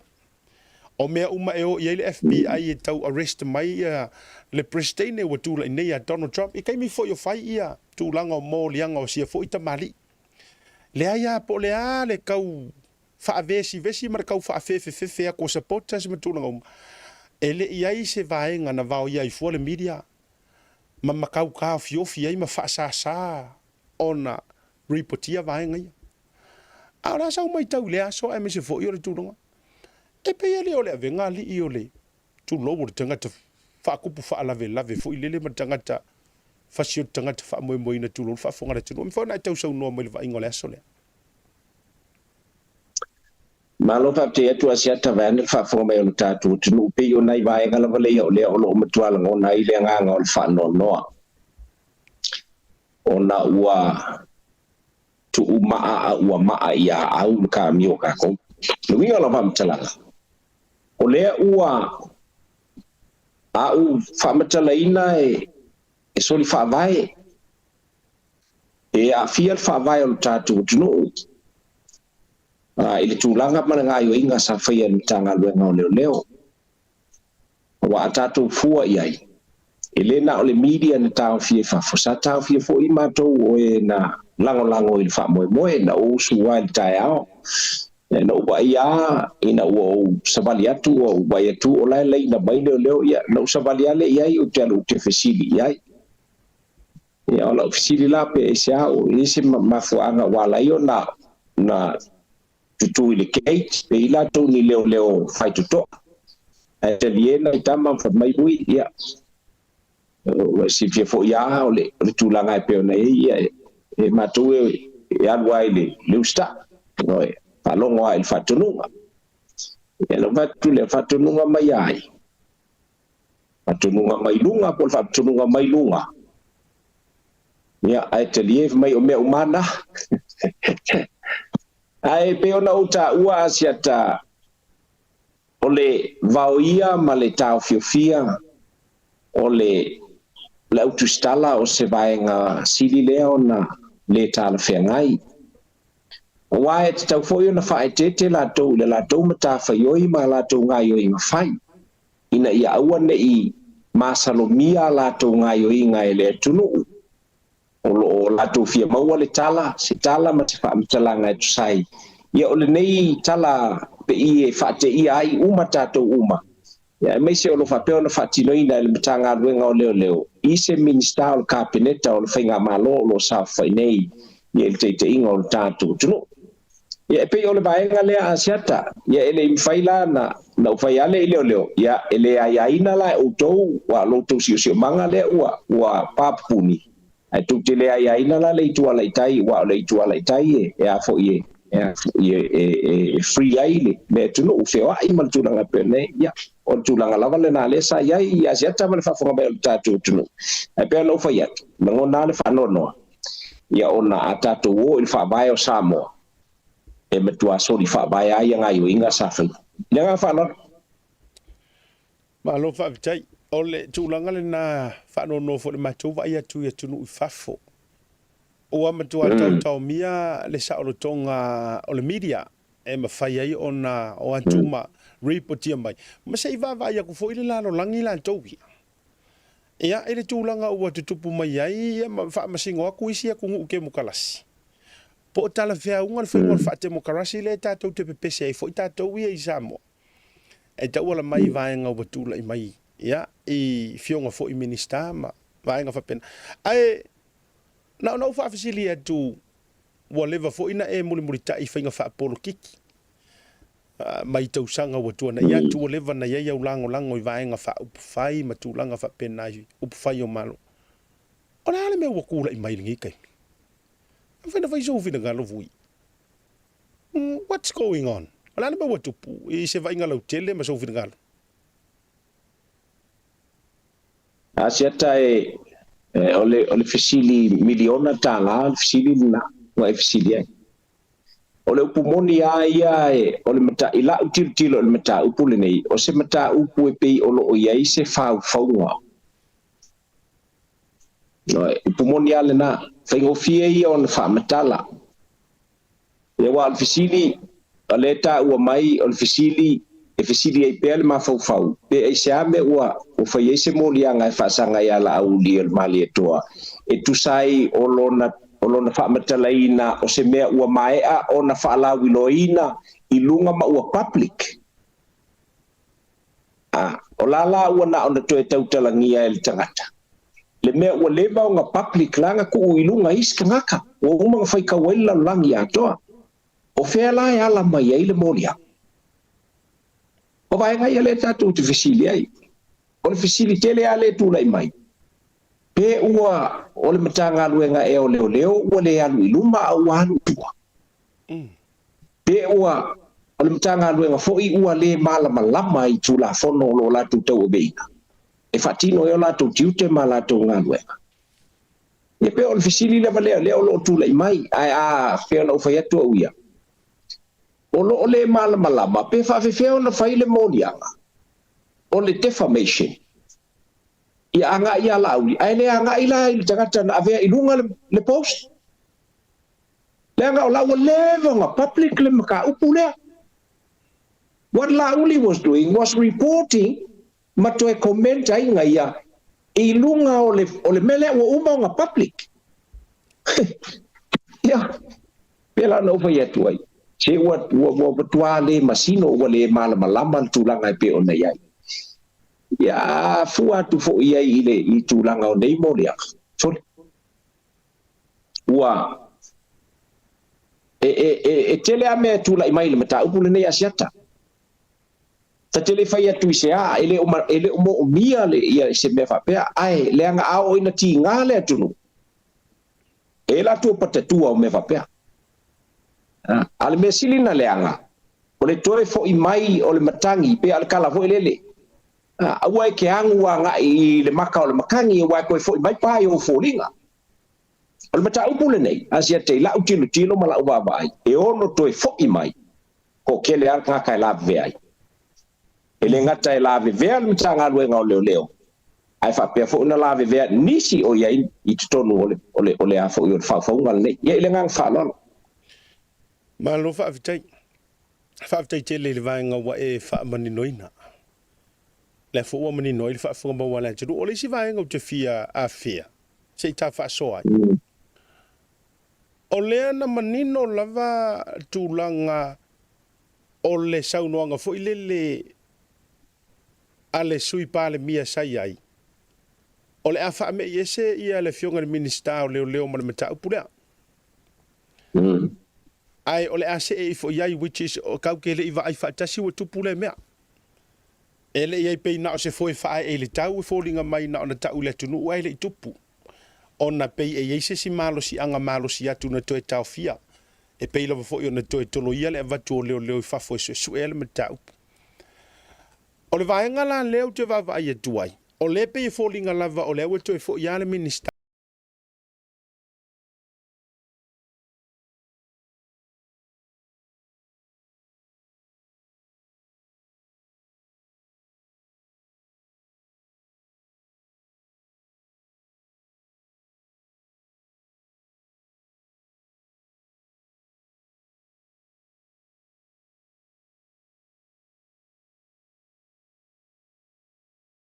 toe faasao atu lau tala le sa fai tono le palemene e lē ai mau e lē lava foʻi gi molimau ae o le taimi lenei o lea la ua maua le molimau o le aualii ia le tulou leia fia le laveai ma laauli o lakou ia le ua moliagi e lai ma le mea fapenaa le ua te ua pei ua oso le moliaga matutū lea ai na tausaunoa mai le vaega lea lausuga fu o le vaega tonua lea iai popolega ona pea na o fai atu mo ile ua tuu maa e maa ia au le amia o tatou o le vaega lenei e lē faapea foʻi e valea le atunuu ma le latou mai tauatu i le mele tupu le vaega muamua lava ia pela e sao iai ia tau sasaoa le sualemia o le a aumaini ia ni a foʻi ni leoleo mai fafo ia e fetaui matala feagai pe afai o lea ua fia kausaga ai le o maua se isi na maliuai le tama le ua tatau la ona sa'a o le saunoaga le sui palemia kauga maigi leoleo mai fafo pe afai e lē iloa e leoleo samoa ga fai suʻesuʻega ia aluaʻi ia lena toe saunoa le tamaʻitai palemia latou e lē tauau maia ni a foʻi ni leoleo mai fafo le aia tamai sa'o e lē o fa'apea atu samoa a mea e lē a mamai leoleo samoa o le fa'alelave o le a e tangi mai i le ele le manava o le ele le toto o lenei tama fanau a le tunuu a o lae o loo mafatia pea ona aiga ma ona matua o na uso ma ona tua fafine pa'afea la na fai le mele nei tatia e se fulu tausaga o e lē lau le gaga lena ae ua ao ai ona saʻili se fesoasoani mo le matagaluega o leoleo e le fa'apea fai aku a mea valea ga ia foʻi ia leoleo samoa ae ua tatau ona ua siliga teli eseu a mea ne na fa'afoga uma samoa i le molimau ma le saunoaga manino o le komisina le outgoing commissioner na ia ta'ua ai ua o lo'o masalomia se member of parliament i le maliu ai o tu'uau ia lea ua umaku la o le isi lea pe ana o ta'ua so'o o le isi la lea molimau ola e te tau na au mai tutonu ai le o au mai al matagaluega o leo wai la le mafuaga ai te tau ona au mai le ia le komisina le sai ai e au mai sa na fa'amatalaga o fea e mafua ai lana fa'ai'uga lea na sauno manino i luga o le fa'atalanoaga ma le autusta i luga o le televisi ia e pela ona o ta'ua vaega ia a siata o se vaega lava me tualauna le fa'anoanoa lenei matau lea o lea ua mai te watu o lea le a foliga mai o le a fetuatuana'i ai le atunuu tatou tele mana'o e tupu ia samoa le mele kupukoga o le o'olo le lo'o kiga i kagakagu'u o le akugu'u le kalia lo lava i le makagaluega o leoleo ia gi fa'alavelave e kula'i mai leaga o le kagaka maloga aiga ae maise o le kagaka lea ga fa'akaukoiga e alu ngake kaukoiga sa mo e ala i le kofiga kofia ai le kamaikai palemia a lea ua fai iai ia se fuafuaga i se kaimi vave a o lea ua ova ma le fakausaga savalilima kausaga o fai suʻesuʻega kasiara kalile pe o gae saunoa siaka e le aigi molimau and all of a sudden ua iai le molimau ia i le gaga fa'aloaloa siaka mo malia le tafa'asoa o vaega nei lau fioga vui o le au te nofo ma'u mo fa'amaumaua le aganai te silafia fo'i o le o tatou ofisa lava lenei na matuā logo ai le atunu'u i le mataupu lenei o le vaega la lea e o te tilotilo i ai afai a tulou la tatou talanoa i le issue ae ta'atia ia ona o le anava le au mai e le tatou faiga malo o le aso po o le government of the day peia ona mai le press release le fionga tamaita'i palemia ina ua tupu ia le vaega lea na moli ai le fionga le minister adversion tenei fai mai le anga tau te tata lava i le anava o le fa'a mautu ma uphold le rule of law o le yoelo utangata ma lo uvaivainga au te lo fo'o se tō whaina e a fia i ma menge yo conflict of interest o mea ma nei e la vea i to tonu o me tau o le upholding o le rule of law faile mea kongu faile mea sao e kusa o ala maka ia lor kula fongo walanga e la vea i le conflict of interest le mele o la ula fesili o te ofo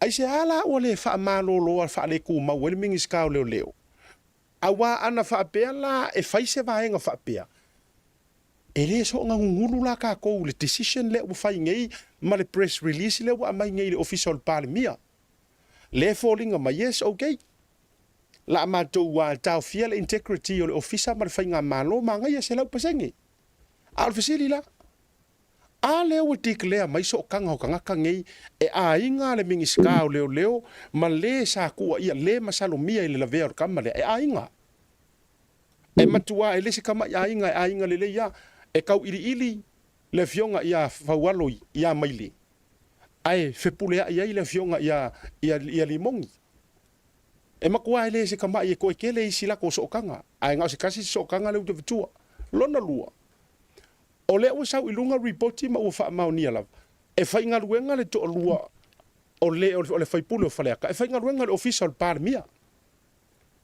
o le fa inga luenga i to tonu le official parmia lona tonu e ai so tanga faale tulanga suafa e so o kanga ile fionga kama i pale mia ile suafa mata afa lenga afa fo tupu mata afa e fa fo tupu o ile ana papa e fea ia maile e ai le kau ili e ai le fipule ai e anga aro kukusal maka afa ma suafa matua ya tawili so e konge ki uma kanga ngai Langa olela ata tu tango finela e vangi. Langa kau ke fia upholding o manga le rule of law. Ole automate ko le nga ka ko o a faila ka ko loke la me sao. Ka ko wo le faila me sao. Or fesidi. Ai se ala o le fa malo lo pe fa malo lo le tu mau ma faila me sao ma fa be mai le official tu lo le fionga tamai tai palemia marka pinge kai mingi skaye pe folinga mai na e faila me sao ma fa pe ifo. Ia e a fa ai le fa malolo le ku mau mai se la ku I le ngai e pe a ma e fa inga kar ka ko fa unga le ngai a inga oe ma oe o le si va en o te fi avatu lungo de ta proclame le nga o le fa ka penge ka kai miringi ta to te le lope tu mania po le ase fa unga pa le mia o le a fa marka peneta e determine le fesili le nga fesili ai au ka nga vaia ile sunga ile mingiska fa ko anga pe ongo fa ma vai malonga kofi ongo me o kula mai fa tu se tu sai me na tupu mo o le lai fongor ka pinge kar kai miringa ya alu ta fa tal tal no ngalo fionga vu ta to te le lopo fe atua ye me ia a o fe sili la le wa va tu fo ile te mire nei walanga pe no fa yat e ka kaunga si la fia le ku me ia a alu ngai su ka ngor va kele fa kai kainga alu nei su tanga o va tele ai umange e kupu le mele sa tupu fo isi fai puleo salenga ya tatou sala fai o le suspend le fionga te mai tai palemia ono tulanga wa o molianga alu nei kupu le mer nga ile fionga mingiska o fako anga o la ofisiti ai se ala nga le step down na ile fionga ka mai tai palemia inga ua ave fo yonga molianga ile lo yasiri sa ya ile kausanga ile pa inga kuanga ya ai seanga le alwe se kusikala le awali singia ye fisili ya ile kai minga molia ye elenga ave malo yasiri le fionga ka mai kai palemia maku wa ile fa msingonga ai seanga le alwe se fisili ai se ake le step down na ile o fionga le anga ole fo wa walau mangu ia wa sakia wa fight charges wa press charges ya ki oi o ai la ka ko ke upholding ai le rule of law o ai ka ko ke le upholding ai le rule of law se menga so finga ngalo lo sunga vuilanga wa o ma ale ke le ma wa ese me o ka o ko ma ye ta to mta a o le mai ka ule ku ule nga fa le leis a o le mai ka ma fa fonga o ai la ma fa inga ave ma fosi e fa ma vai a o ai le ma fa inga I longa loko fu ki ifo fa ma vai fo ila ia se ikiria mai nga ia me fa masingo na fa tu fa pena lo fionga en vai na e fa lo tele le vai nga fa so ai na lo fa te ia se ta o mata ku fa pene le fa pe sa no ta tu tala no ai a wa foi o la to no I o le fina nga lo sa mo mali e manino lava government of the people by the people, for the people. That's right. Ele ai mase me pa government of the people, by the people, for the government. Ia la fa demokrasi. E tali mai ai palemia o whoever. E o ai palemenge akoa. E kali ia Samoa. E kali ia Samoa. Awalange i loko ki ngā. Pe awhai e fesili sa kākou, ma fesili Samoa. Ia la kou, po le almele kupu. Because it is not their government. Yes. They are servants of the people of Samoa. So they respond back to the people of Samoa. Now we are asking the same question. What's going on? What is going on? Le mesiri na leanga. Leanga ufa ya tuasi ya taman fafunga bero tatu utunu. Pe a fai nei mea. Ai umane. E toe fo ia isis. Toe fo ia isis. Le fatu tuanga o le tunu ule satu watu yai. Fai ole fono. E alo ke no sa mo ki si fia mai e fono ka pinga kangile. Ale sa ia pia nei. Na ula tu e ai fo ma ona ona. Pulu. Au tele i loa o lai fono ka pene ta wala ngai lo ni ola tu waso fono nei. But a fai o lai fono ka pene ta fa fetai because this is an emergency. This is an emergency that needs fixing. Otherwise, o le siringa lenga. Kau sawaku o le siringa lenga. O se fai ngā malo e kasi ase ku mai. Koe kongi kua e Samoa. E le koe ula fo i se fai ngā malo I le ku mau kangaka. Mali. You know. Le anga waka kaunga mangingo malama. Se ngā abaku kangaka no la kou whakua kuanga le e wakua ia ke u kou se pule. Le anga o le me maua o le fia pule whasiri au pule. O le anga le petula I. O se vai ai makua o ka fiu fo I karikelfongi asiaka. Mali. Le anga ua viri mai ia a fio anga I salafai lato. Ia ele mo sa lato filo inga mo lato fai pule ai fia mal pola mele ku. La le anga bai mai o lau ke iai. Ia futu ia. La pepelo on sa I o le ai okay mea wale o le menga o lato tato tātai. Ia a fai la o lai fono nei. Ia ua te tauna fono. Tauna fono. Ngai, this is an emergency. Leanga o le sila mai I le langona o le tunu. Le lama e batu pele langona o le tunu batu tuila pea I la tau veina. Ya le sila langa. Wala pumonia. Ua umini maka upuli ngai. I le kamaleo I le akali ile o le tunu ua. O le upumongi asa kaunga stand aside le miska. Yes. Stand aside. Appoint another minister to take over le makanga luenga temporary ina ia sa ili ai po fe kongwa le elo fo ile ming skala ko elo fo ile ming ska ile ku ia ku ia ai ol beton wale sa tau no fai asiata step aside put somebody there o ko ili poki mai la le ili kapika mal palmia ira ga palon. Alo whaaftai ile whirangalo whaalia. Ua mafuana o toe langa ina vaenga nei lau whionga fui. Leanga o le aino no foma mai tau watu. O ai ave I ai le Harmony Agreement. O ai ave I ai le tūlanga o le vāwhea aloa. A o ai wha kila mai I luma matau mawhai wha luma ina. O le fisiri kele ngā I loka mawhau. E tate avatua. Leanga o tātou tiute o tātou o le media.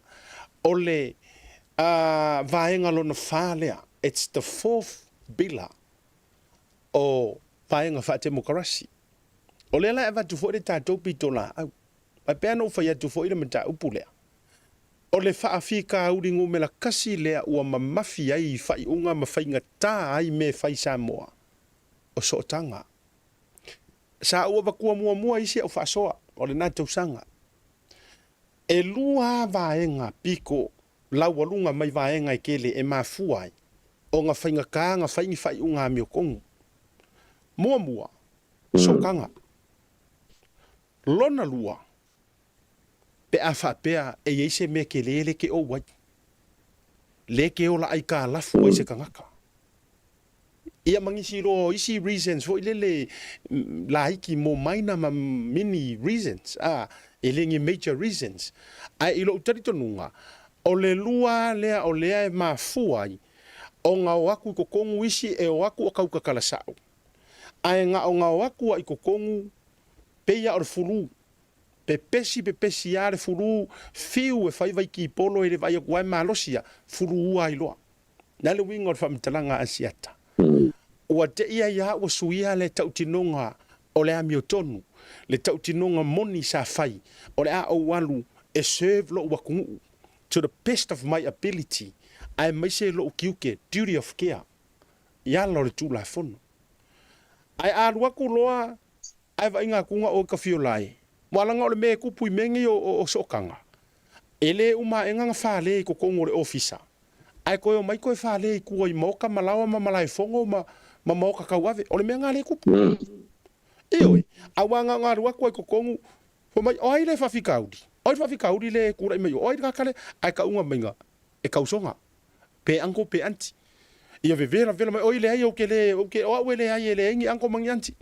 Sa unge whaila uma mea, ai ngā onga wheko ai al whai poiponga, wheko ai sao whai, whao popo mai roi ko kongu masao a inga, ma anko ma anti e ko akele lei kua, puruki, ke ale ukoe fo i mefa mai e. O ngei mea o kofinga e whai kea. O ngei mea o kofinga, ma ngei mea o ama e whai kea. Ia ai a ingo si ai maka ika ma ave ai ma masao le a inga i le lumangai. Ia woki wha sui ai lo inga le utano fa lau ke le aku vui le winga o la utala. Kasi o le mafua anga lau wa lunga lea o le ola le fa maongi o kokele. Ma le longa lua o le kama lea o le ola ai ka alafu. Le tele no utango fai atu o lai ue lesi le ua o lesi. Kulo ua fa fonga le turu. A wafo ila ua kele le fia kafiki. Pei al tamaititi ma lemo fo ilele. Wa tele le fia fe ausi e fia ola. Ai fainga ka. E le kanka la mau e le vai kele la mau le ua u lo fa fonga a wa fo inga fia kafiki a fa sanga mai kuila e pa e pa yo fa ya ko koso me ngai ke mi mika mai ai lang o lo uma nga fa kai wa tu lang fa pena o ma fu anga la le na le ta te vai e tunga o le o ta wa na matua fa le to nunga i male tele o me te tupu mai le la fo ila le o va tu ai le vai nga le la o fionga vui wa te lo te ioi o oi o le tangata wa leva na e tautua i le tūla fono, ma o le fo iwe le o toe lilo. O lewa e whakapenga. O lewa i oe lo tū malo, ai maisi e le fioanga ia lano, e a manisio, te loe uma e lor kausanga ngi a i oe uma lo fo ima puapua maasanga la tauia. Leanga e mo o mia. E mo o mia ngi ka ngaka kai pe yo lau fionga i le tau selu atu. E whanga sa saoa, ma lo fai le kungu. Se e fai uma o kakou ainga. A ore mele tau sa iri. O iai e angi ka ngaka o koe o wha maongi malo lo wha mongi i a Samoa po le mele kupu ngā o le wha o ngā o le ingo Samoa e pasese ei. E wa lela tato wa inei fo i le rei tau sanga. La a makanka ko wa ai fo i le kau punga mai lunga o ko kele o i la tau la whata pena e tamo moe. E wha ai uar kau loko o le alolofa i a Samoa. O le upu a lea e alolofa i a Samoa.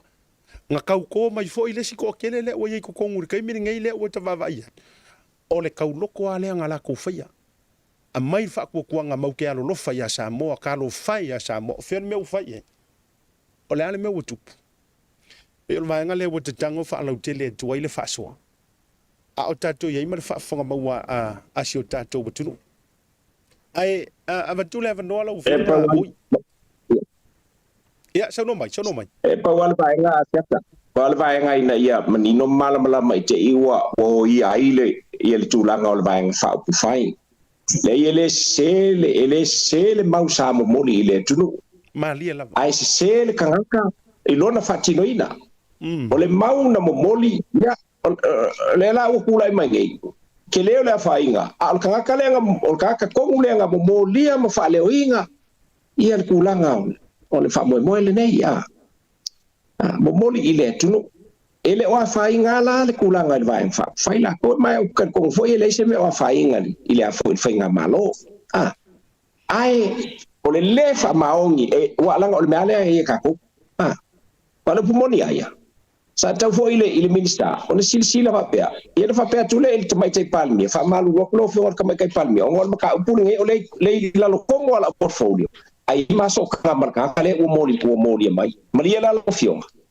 o fa se ese ai ku mai se singa ka o vel ka nga lwenga se mai ale se mai al ka upuni le la ka ko ba ai le kulang ol a fai o le alunga le al wai ka kum ka nga lwenga le o asia o longa wi ele ko mi foi akalo ka ku mangisi len o sila lo le ka nga lwenga le ile me kupu sila lo le la ufionga kom singa mala mkanga lwenga ile me kupu la ngai le ko fa ka fala le ku wa le fa pe ora ko fio lo ka ka ku mai le ka lo ka ku ka ko le ku o le ka kala e ku sai o le la ko wa ya fa bai.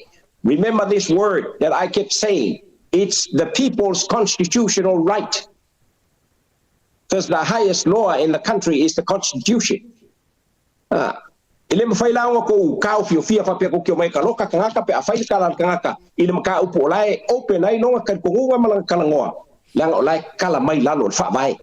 So as you guys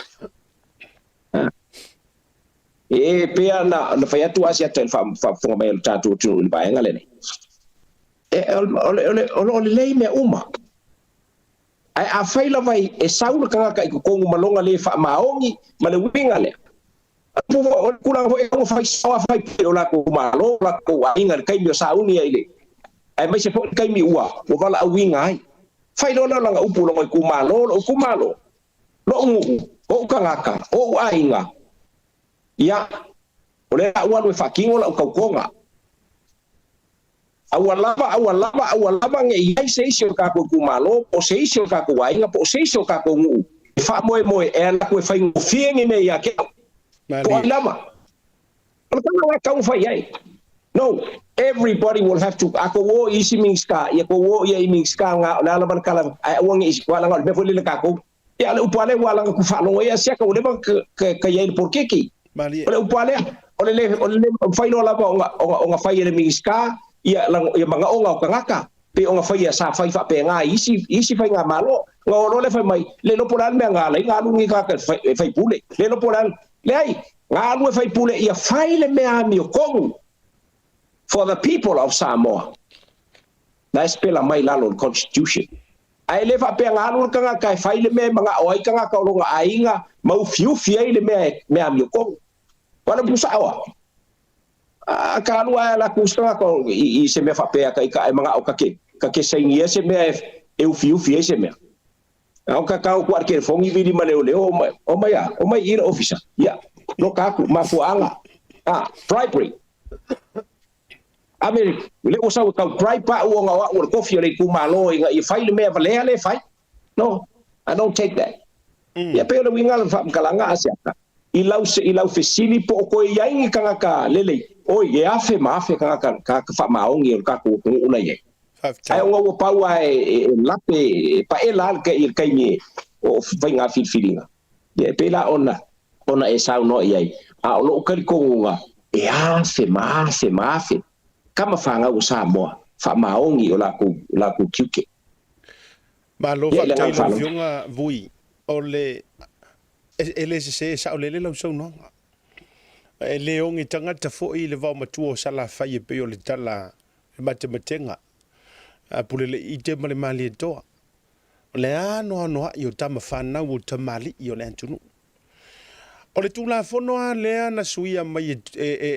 ele HRPP ia ka ko fai ku la e pawalanga ia nga suia ku la fongo le o le suinga tonu a tu la e portula fono lea ona olona nau e matua I tau mia mo o se faasalanga matu ya isi alo Samoa fo ile sai au se talia le wai Samoa sunga ya malele paulo king fai popo lea na matua ia suia ai le tula fono lea o le tūlanga fo I lelo defamation sai lalo I meo civil fa masinonga fa pena a o ngofo avatu fa criminal O le winga la utala.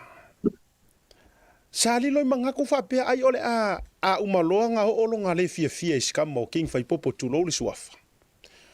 Ale wo ona mutaile ale wo vai. Ole wa matua i toe fa o nga lava peinga paule ali ole e pe wa avea le kamalele wa avelungo le criminal la law. Ole wa makua i ka fili sau ngoa ai ko msinga mar makanga luenga. Nga onga fia nga o lea pingi. Peini tangata matua lea ngai lungo le pangi karangi. Le fo i sai tia si ununga li tamari i ava amasi ona faletua. Ia manisi ya fo le wa fa sanga mai fo i le media. Le ana nginga mai ai fo i se manga onga fo i o se tasi o fai pule tu lo le tu sa malo sa fata. Le nga makua i kakalo e fonga fekala i pasi se kula fongo. E sai ya kuai ma ko ngai. Tangata o le media. Le tu ia tu matau mo fai e toe. Fangu atu mo fa mana tu atu mea le o sa o lo fa tinu. Awa vea la le kula fongo le makula fongo ua matua i mafia ai. Peinga pawale o kula fongo le waska kinga i re komisinga ma nisi o mtanga nuenga leo. A ole ano ai ole mole meo le fasio ti tangata. Ole tūlanga o le wha amalusia o wha amalusia teine tūlau le ngana wakwira ngana wha whaingofie. Fasia va. Le ano ai o nisi fuala au fasa inga ia o pei o kufanga o penkolo i Kongo Samoa i le mai tau watu ma ila tau lo malanga ma toi foi mai. A o lea ua matua i tuli au pū lava le nei tūla fono sa avea o se tūla fono ma sa iai e soa lau pule lava i vao ni tangata se to alua. Ia uma o fai se ipu kofe o nga faa uma lea. A o lea ua matua i avea ma tūla fono o nga ua faa o ngā mai e makanga ruenga o leo. E noa ti ai, ma sele futi ai le ia te tau mai ia wha vai, a tangata lau te lelo fionga vui. Asiata, o te leiloa pe a fua nei i le whaasalanga o le a for defamation i lutatu, tununga koruma singa. Therefore, it's still for a civil matter. But o le vaenga le wha o ngā pea, o le liable or criminal liable law. Lenga wa pasi nga kula nga o kai mon pong sao ka ngaka pa le fe kala le alo kulo longa wi ele o mal ma ko wa ia tatu o ke fi fesili fo ye le po le a ko wa kula fongo le fa nga a fa yo kula fongo le fa nga kula fongo le o uma nga pasi a fa fela o nga manga o lokar ka ngaka Eva venga mga e koluma singa e civil. Polong fasalangam salpe ka usik. Dua se lau pe kursi lau ka lalu ngasal. O pof. Alanga olonga winga. E fai kau le skula fo, e fai kau le skula fo. Ai kirkilo nga ile skula fo. Wai leng ko mai leng esa ngonge e aseka. Le criminal liable law le facie kamale o ai fo yo o king fai popo o fisir kele la ile ai o fe ko ngar kula fo ngole fa nga ka ko o le criminal liable law la ngang ko evakua o me ma fo ko ngwale ya a fo ngela ile men ile defamation le nga fa ye case ya 200 $. Le fine for the masing and pui. So it's civil, not criminal. Ile mele ye. Okay, fising ya la pe fe e ala ma ye le manga o e locale. Ye la fo ye le minska. Ingi mea vai va pe. Longa lua. Ya ngala ko ma fo fa. Malako i lole nei. O le kala lenga sa wo ye le minska. O le kala nga o le vanga surface le melanga. O le vanga surface publicly. O le vanga fai kau ye le afe ma afe o. O ke milionga ka o fai kau ye. E eser ka nga fai ya. But lenga ko repeat. Ai le fa pe se kala nga fai la auli. E afoi e va ai le so le maka upu o ingaya nga yesu enga ai kele nga i ka ko repeating le fa mkala nga la le va surface mo wo la vivi lo ka ngaka e pe ole nganga le pe ona na te tau whamtala tu e lango i nai foi ma io e nai lo fina ngalo le e au mai son ole mele e ole lopo po sa o kala foi le ole al puspa io don't know whether you're coming or going or whether you're hot or cold e le nga fa lo ma tu fa fo mai sa mo ma lo fa vitai lau fionga vui ole a u fa fisili tu le vaenga le ona olea ua malama yulungalu le finangalo ma le tofa santuala e fionga fo ilano ia ai me se fo le tau singa ma tu fitalai ma le ano ai ole mau fa sale le anga lima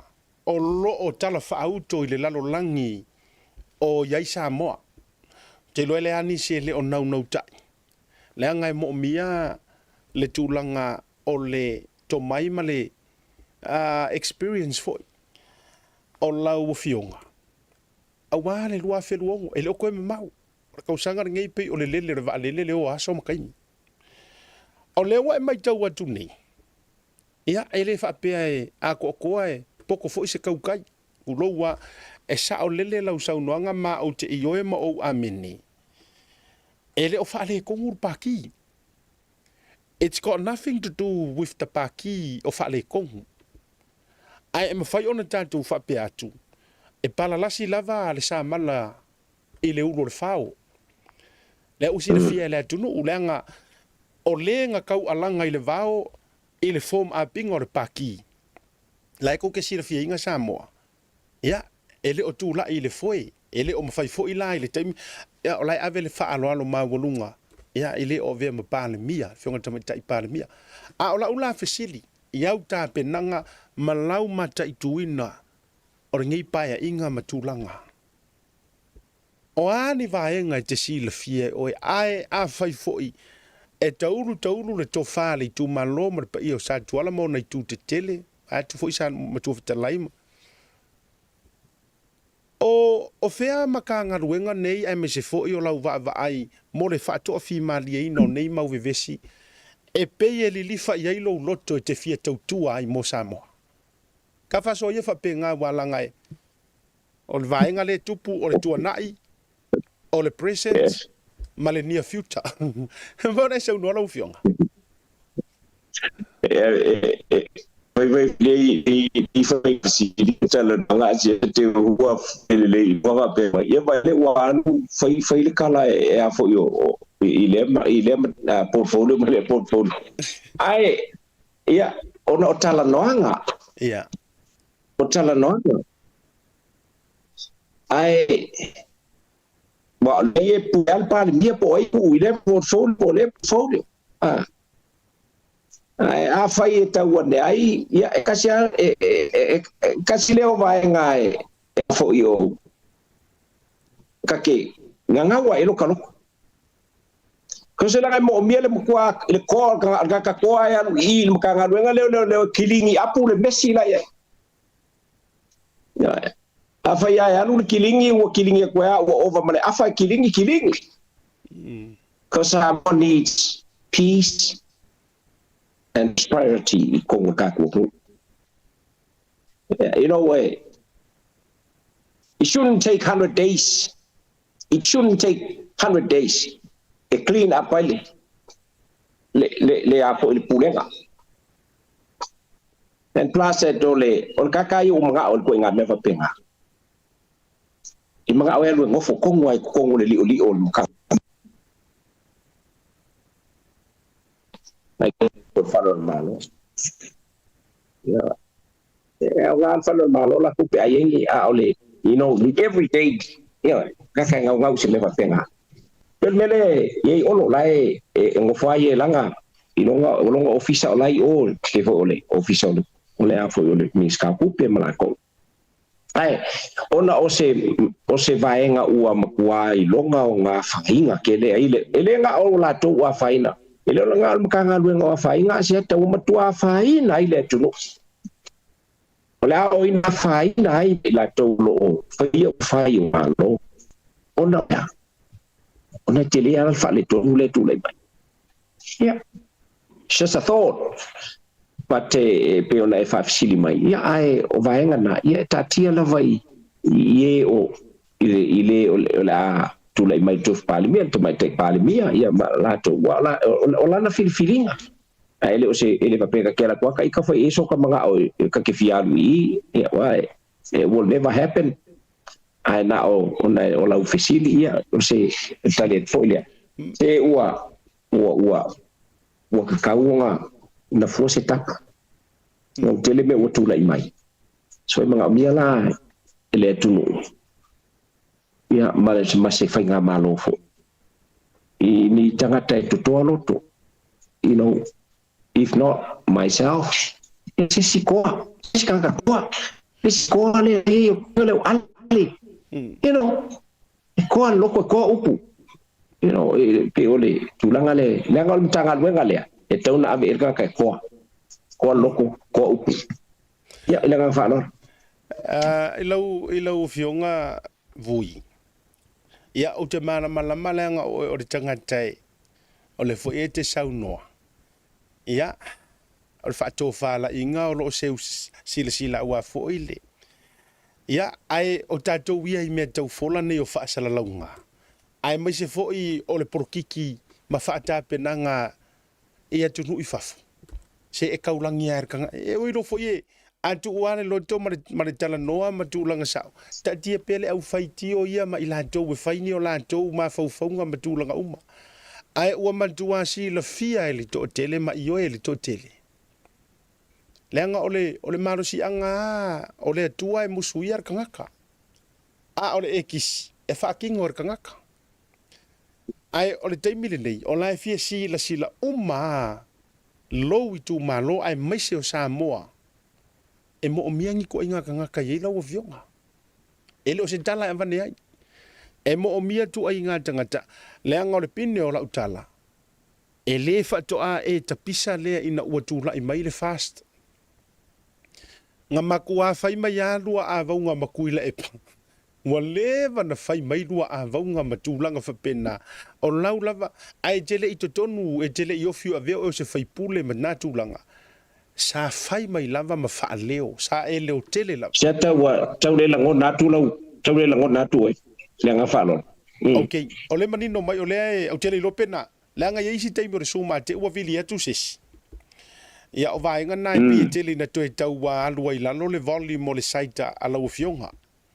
Ai a wha pe ma whai ona e toe na ona toe, na ona wa ole aikia tele masani ona fixa ele tamale, o le kiria lava le lo leo, lo si fonga fo ile. Se mfa na toi o tau o manino mai. Tau le lango natu lava lo si fonga. Ya, sa ola. Te rope na latu sau vili na nei. Pe na na ele kol na oso mai salon ma ko anga le na. Ya, wale le ya mala waiti. So o vanga la tau na fai lau sunga vui. Na ona e liva e to rejoin.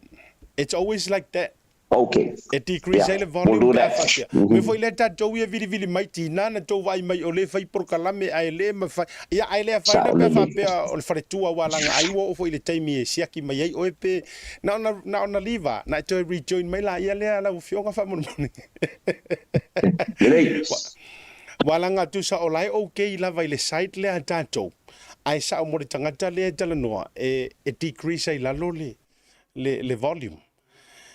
Ia ai se toi foi mai ia le tatou wa malo le fionga ya vui ai au tatou ia le vaenga le ma le tulanga le nei fiafi mangule waru ese ku vui ke o ko fa pe mai ai wo ngofo foi le si ilunga ia la ko ingam le ai o le wingo la utala o le vanga pisa vui le melea o le vanga pisa mai tulanga o le o le fa pi o pa o kulanga ngai kai inga le HRPP mo o le va ele sta mali I fo ile nofo ele sta mali I fo e fanga sa sawa so tatu te mo mia to inga tanga te fa pe yes ale vena ale he's the man ioi wa to sila o to ka ma sa o ia va lasi ta fito lo apito fanua tono manga ka ma sa la le wingol fa metalanga ele sai step ka mai e fanga sa o ale ho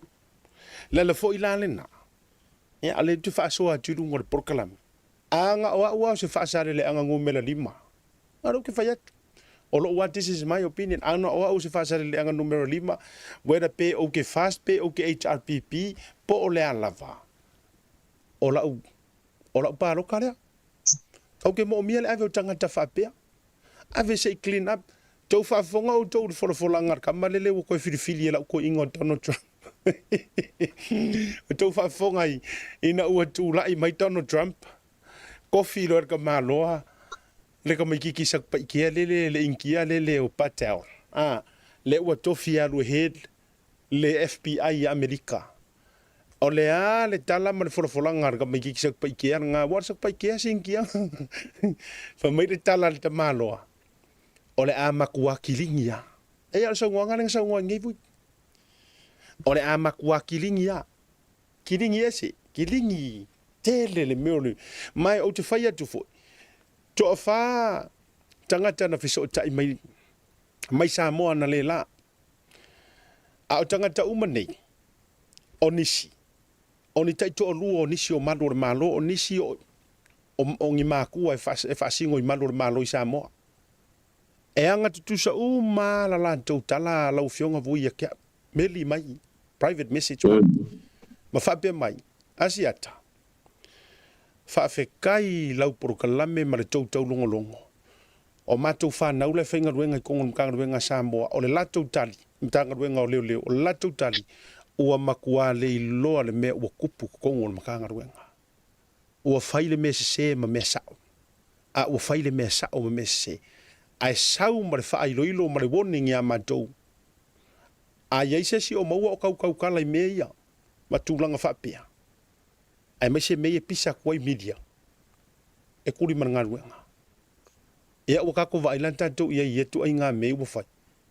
Tūlanga ia ua iai le marosi anga le ua ua ko mesinga mana mka ngā ruenga o leo nite. Pa ua kau kilia mai ia lau whaafonga mai ia vui.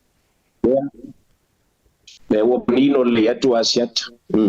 E wai sila la wa i luma ko mai o se uso i mea kau IT. Ia. Ole mana ia le vaenga le wai sa no ia siata i winga ina i matua i na mala atu.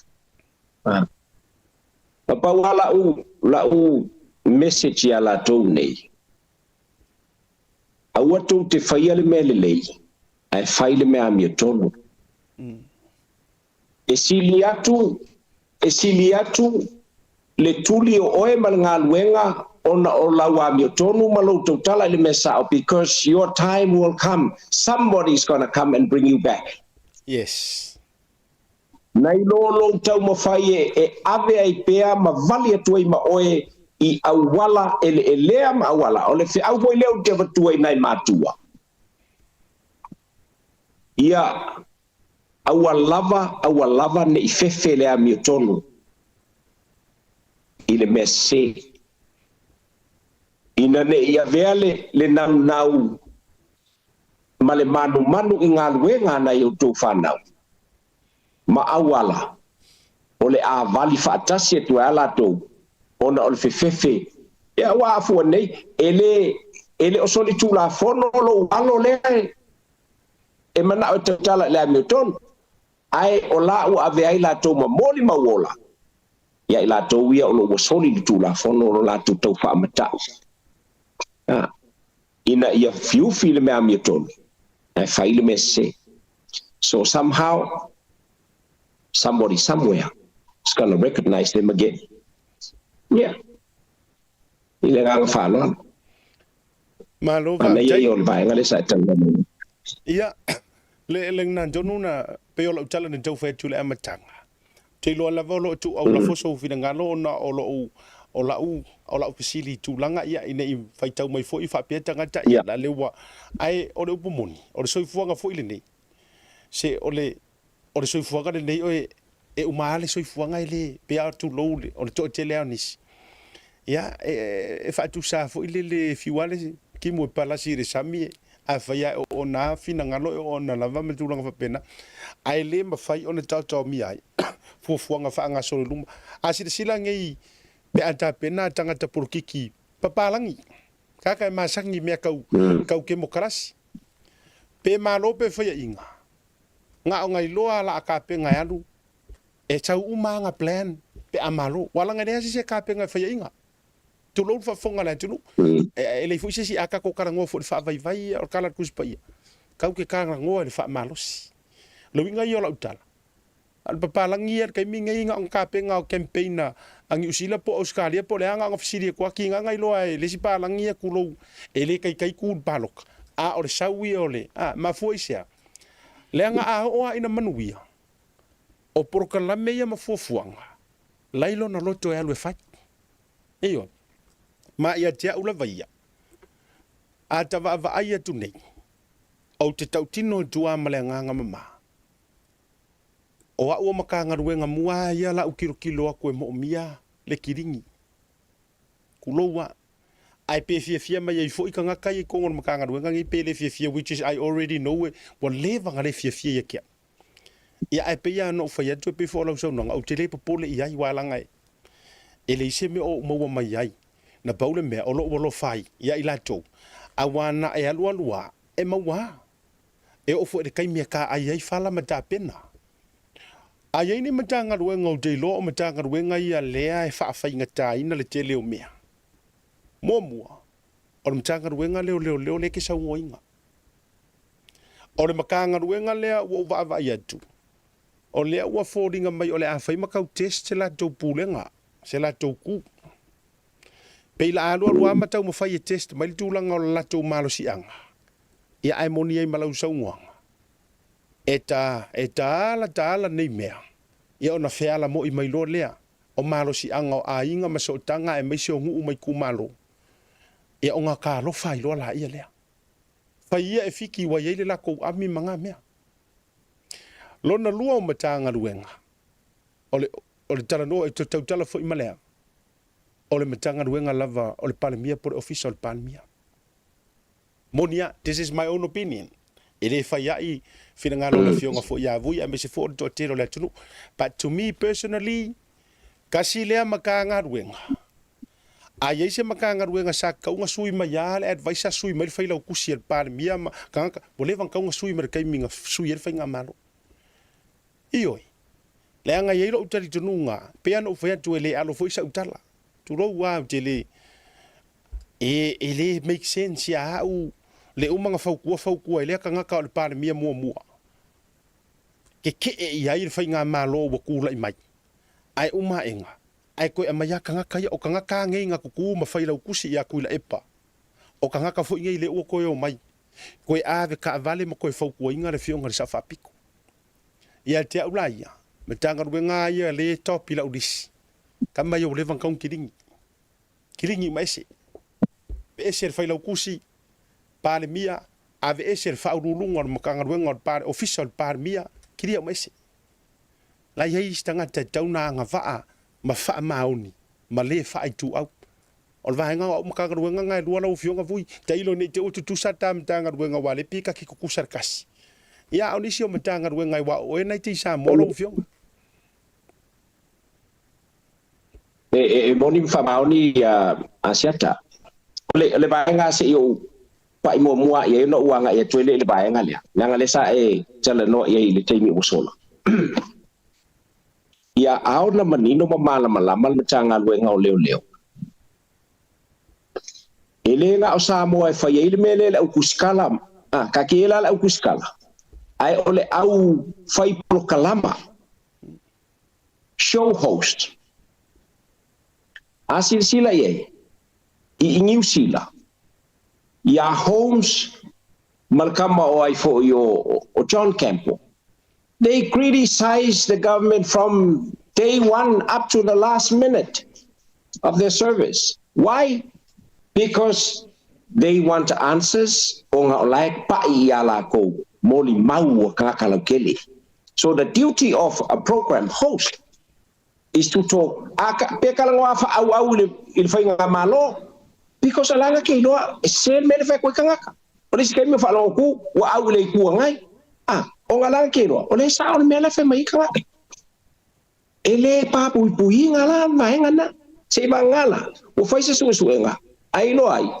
wa ti femele ele a fo ile fai por kalama le ale ia kulanga lang I Australia wa fa fionga onga ave ele malo ia la ukama Ellen Jones kokongi sala Ellen Jones koe fo ima Ellen Jones koe fai ale mea kasi because ele ma fai onga ka fia sesi le kiuke ma le winga o menge o kangaka fai por kalama o vaenga ia aonga nga mangiwa anga o Samoa le kaloka e ka kaloka ka laukeli o mefa pe se mangua se ole freedom of expression vai ia ku ki kere ia New Zealand ma Australia la ko kangaka o ko nga kongi ar ka ia le fua moa ave fai mo lianga ko kala mai ni so ia ai umangenga ia sau de sala ia penga se lau kala you know ka ko se il kaka kere pe afa ia ku upo kangaka ia ole vaenga le we saldo ia I le separation o meia male afo mal kau fa le leia o makanga le ola u mau ale o leva nga u fai mai ia I kai mo kupua nga u fai ar kala ni Wakakawa nga separate le afo ile makanga luenga ngei o le foreign affairs mai le makanga luenga palmia lenga ele maria yo le lakula ku o palmia ai ko la ku Minister foreign affairs ko fo kusa wa ala ku lola o Minister foreign affairs kusa pe fa mo palmia ka ko ku ele ka wano al palmia o Sila po Australia la nga esel mela la kwai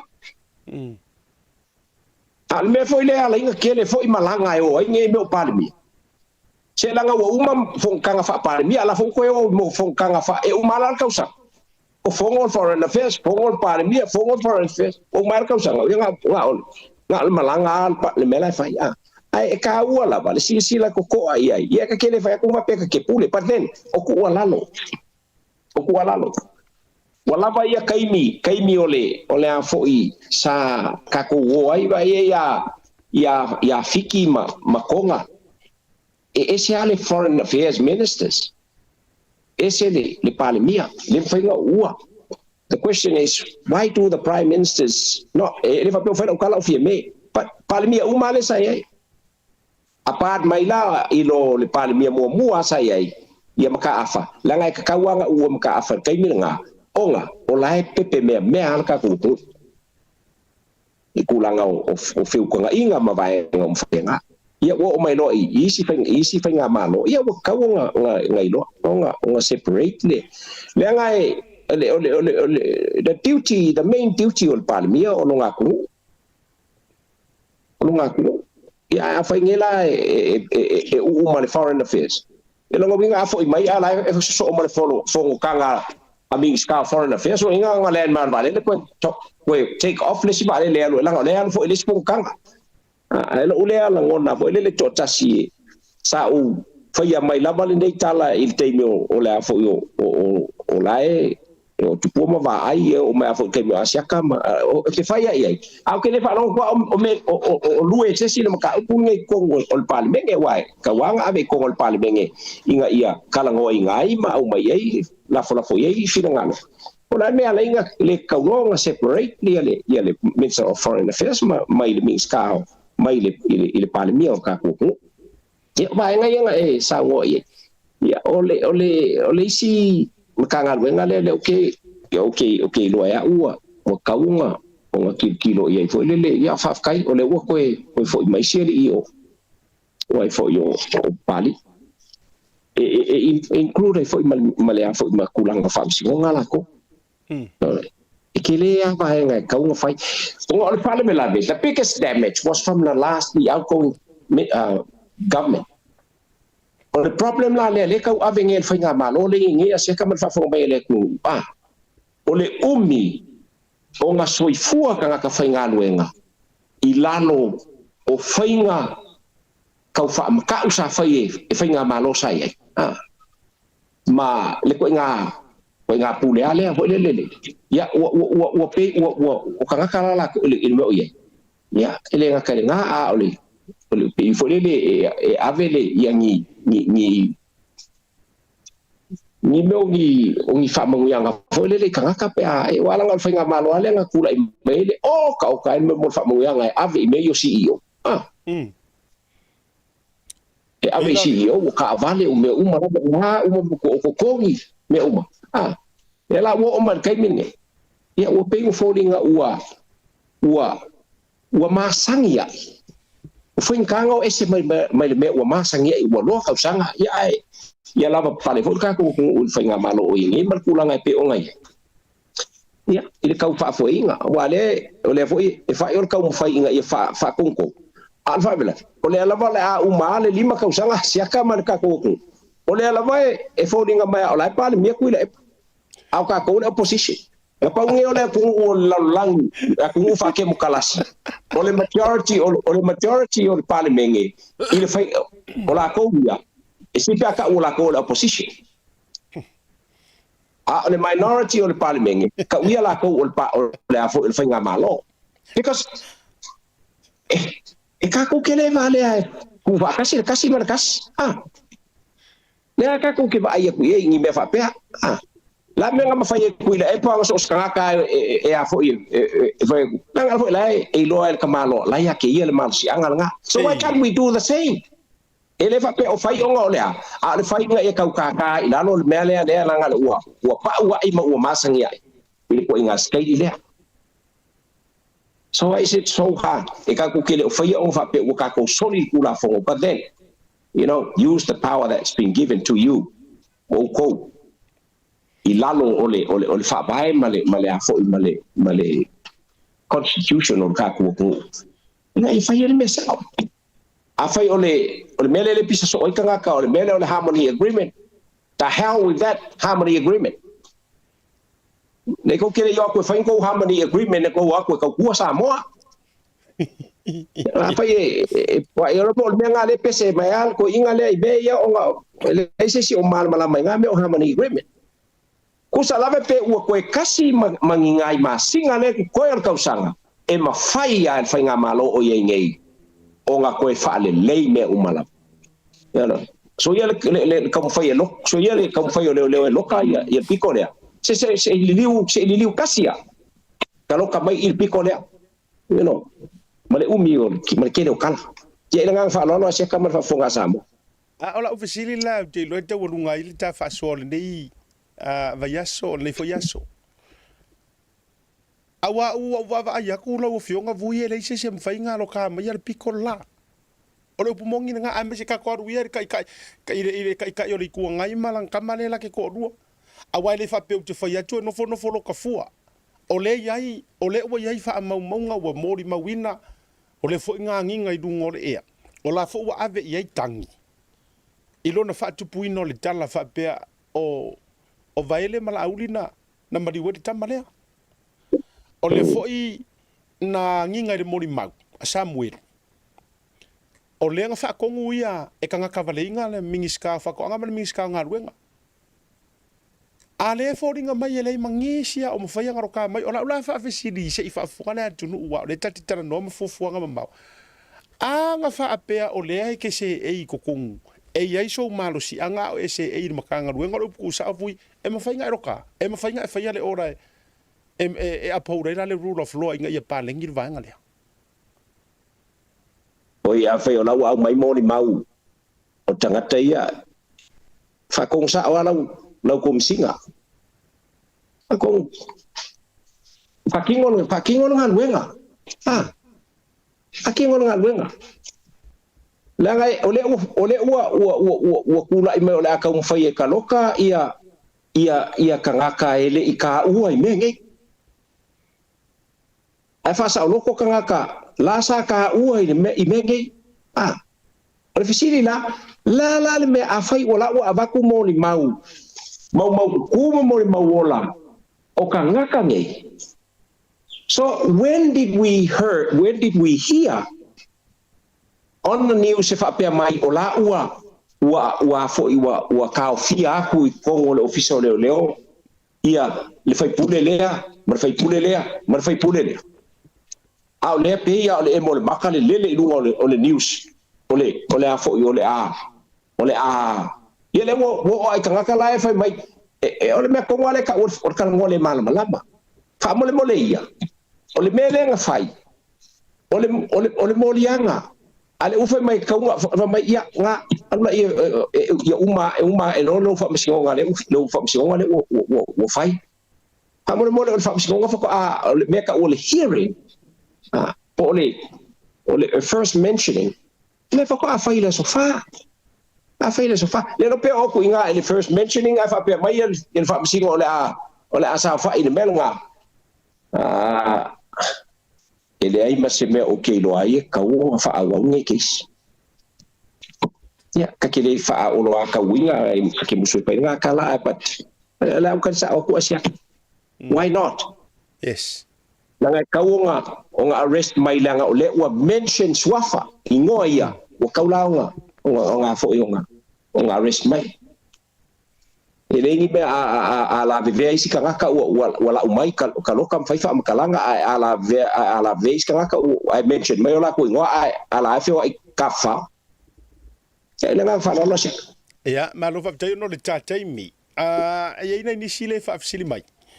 Ya, po o mo se fa ma nianga ma se fa mo ngal tato por kalam. Ya ona ifo ina ni so ko meni mai so lunga ni so le tato wa au mai mo fa pe mai on le o mo mai se dala o fa malo le fionga le komesina o leo.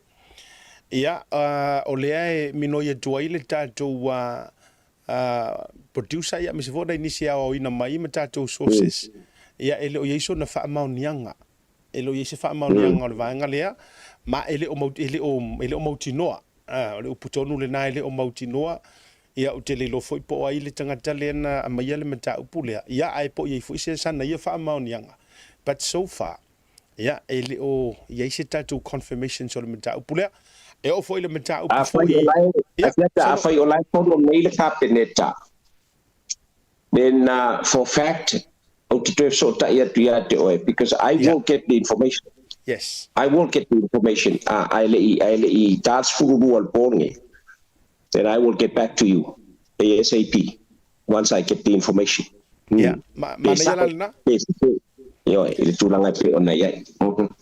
ya malova dai tawrungal ta por kalamela fatu la ufionga vui ole nei foi tausanga ya mo le fa fonga mo fo ya le tatu butunu ya ina inisio swing o tanto por kalame pe ona ye fo ile tausanga butuna yatu ya ua teleni so swing o ai mo nei foi tausanga ya o swing ala mo le le ai le tau fia fo ya le va lua mo so to au mo nei nisi fo o tanto fale fa sala lau mo nei nisi fo tanto so tu langa le media ya ai ona o le nei foi tausanga mo nei fe tu na inga yo le ala lea ua yai suinga lai tio tanto proclame ya songa fua me tulaga fa pena ona e pei te tau ona amata lava le vaiaso ia I le teleo issues ma vaenga me se foi o le nei vai tau suinga foi ma le ngatu fa nga palota e ngatu foi le teleo fa fi tau di tula mai le ala na le wo ina suinga foi o le songa fua ma o le antele foi se taimi o le afai ia ma fiso ta ia le fionga ia vui ia ele nga tau vaenga o lo tutupu samo ia o fa ta penanga fo ima fa sa uninga ia ele sila ma o wal finga palo to lo fa lo sumo leono la foto sa no fa e ona ta fa to fa ile mo de te miru ngol proclame fa mo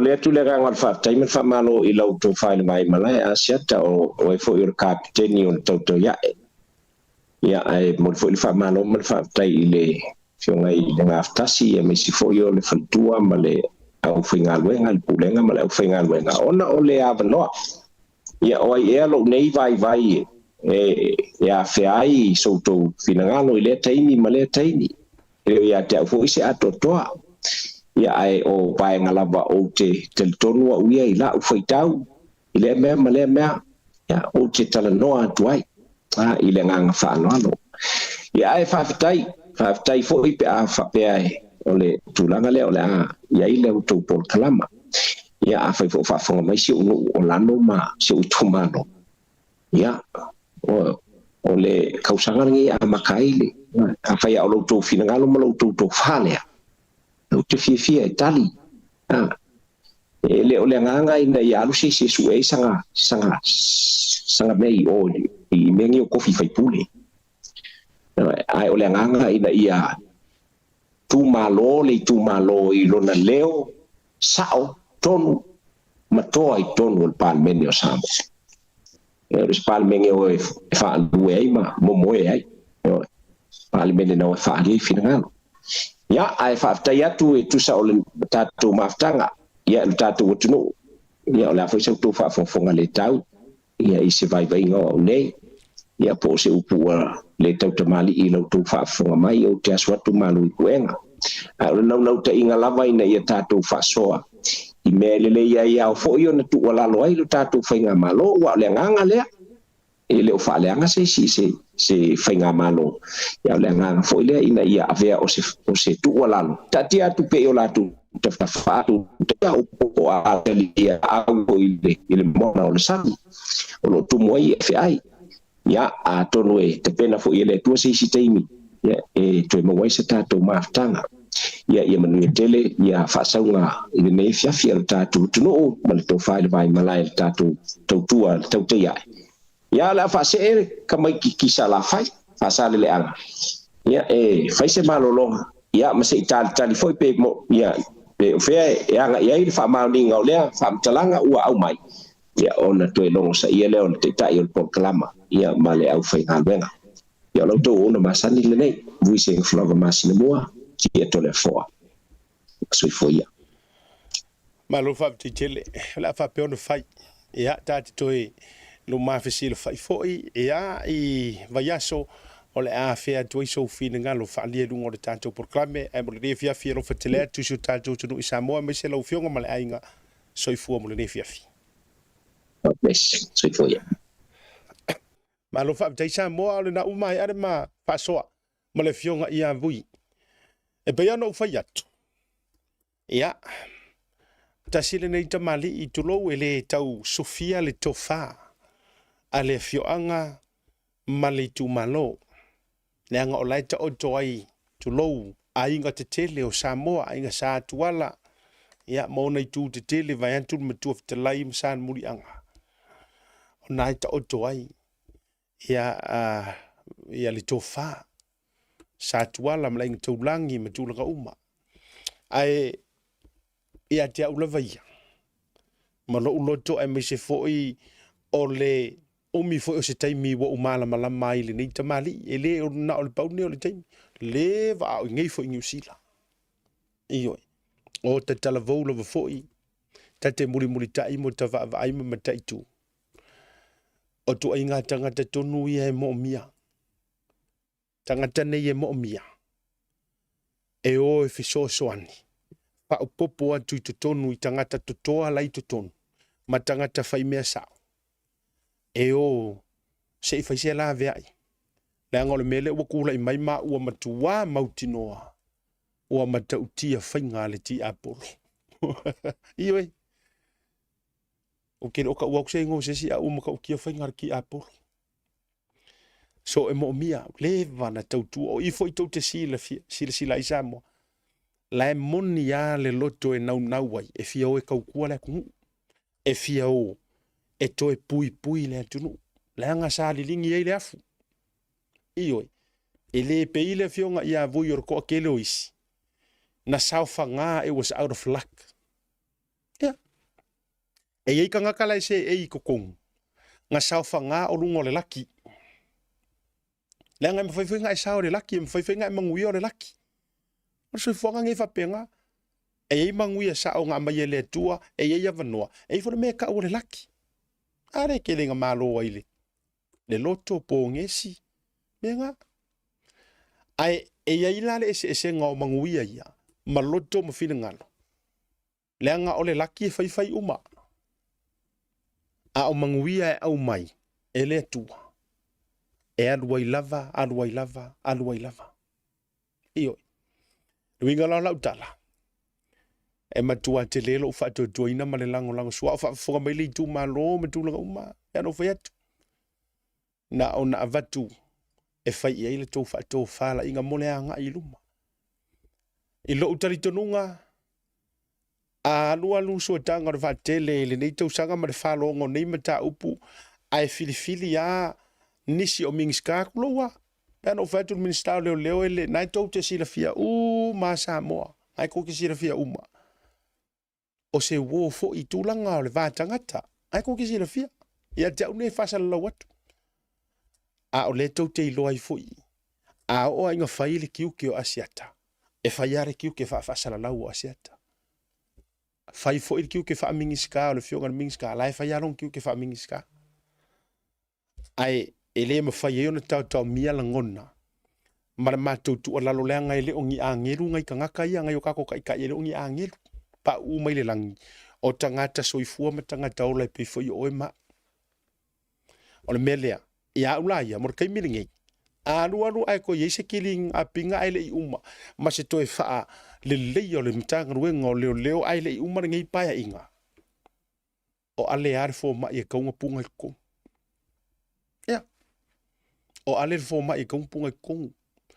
pe a te vale te wala tafa fo i fina ngano ma to fa tanga ruenga o leo ya kalia mai se ma ko ku ala loak ma le mata upu ma tu langa iso tanga leanga e fainga ka kele a langa fai mori anga yo fa sanga nga ise kasio o mingiska ole ka penge ka ole mai mo aku masiri sila ku le ku a ole foi e ye iso kanga ole mingiska ole leo marka nga ka leanga mori aku ai le fa fika out ele o yai la se ami o kongu maka upula yes ele o yai leanga e asal fai vai le asal masalo ole wo matou fautu atu pa tele o nai nale to fa lo fionga fo ilmingi ska o leo leanga na manino a lau saunoanga e ke rua ainga markanga kalea le lau mangu ia lo ngaingoa e pe an o fa tulanga o fo ina sota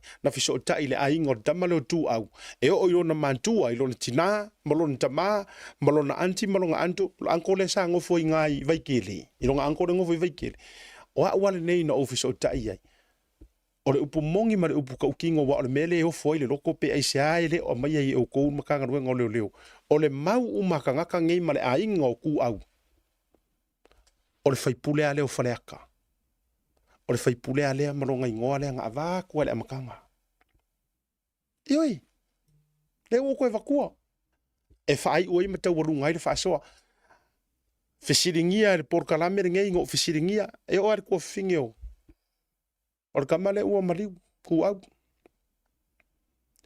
o lea o aile ngoa o aile fai pule nga mo lau mangu ia ku ya o ko mar ko ainga kasia ele o la audi ele o vaele ele o pai ele o la fai e kasia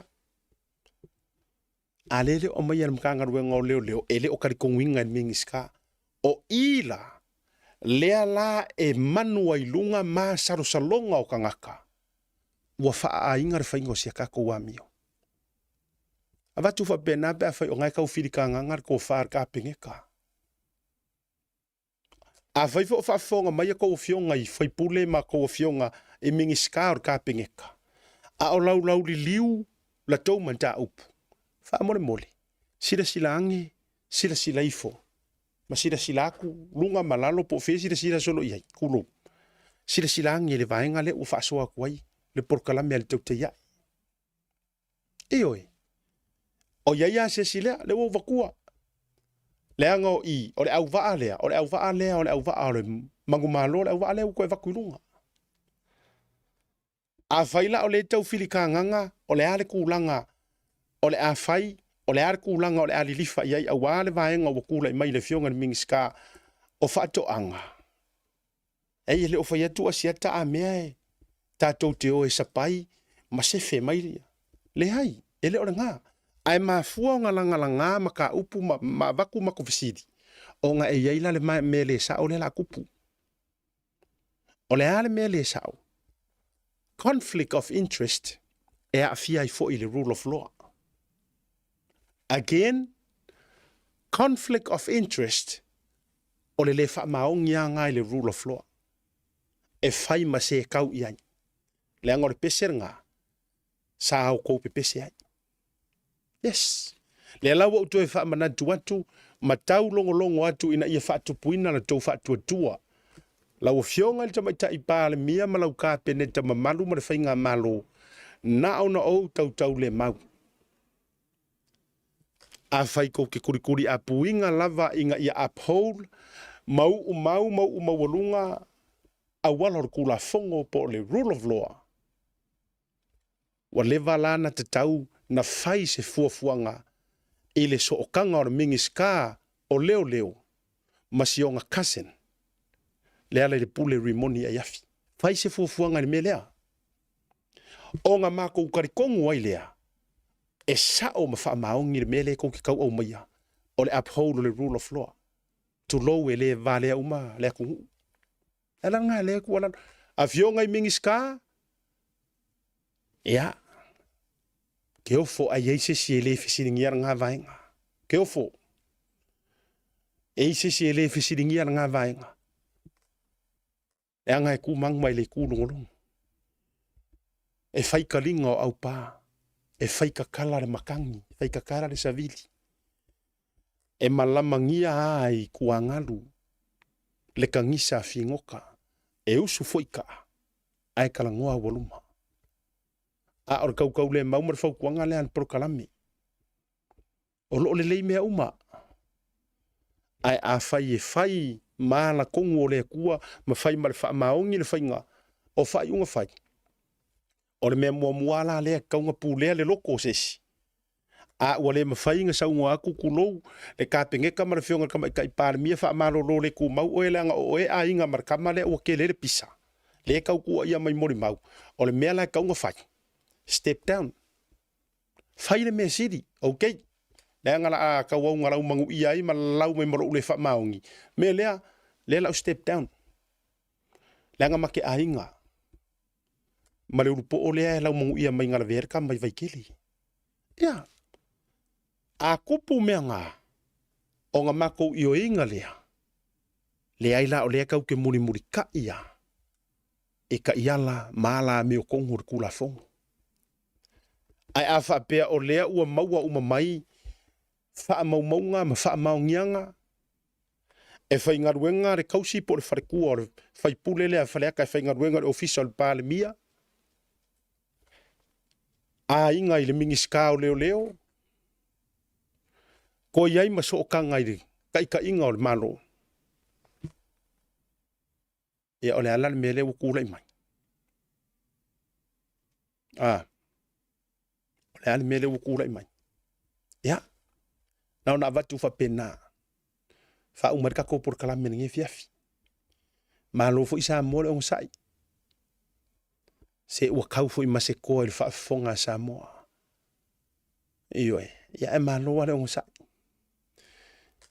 Ia e le pese fo i lele. O kua. O afa. Fa mai ua langi lelehi. Te a esele pongisa. Wailoa mea uma. O le aso walelehi. Vapenga. Ya, tawalunga le mar prokalame.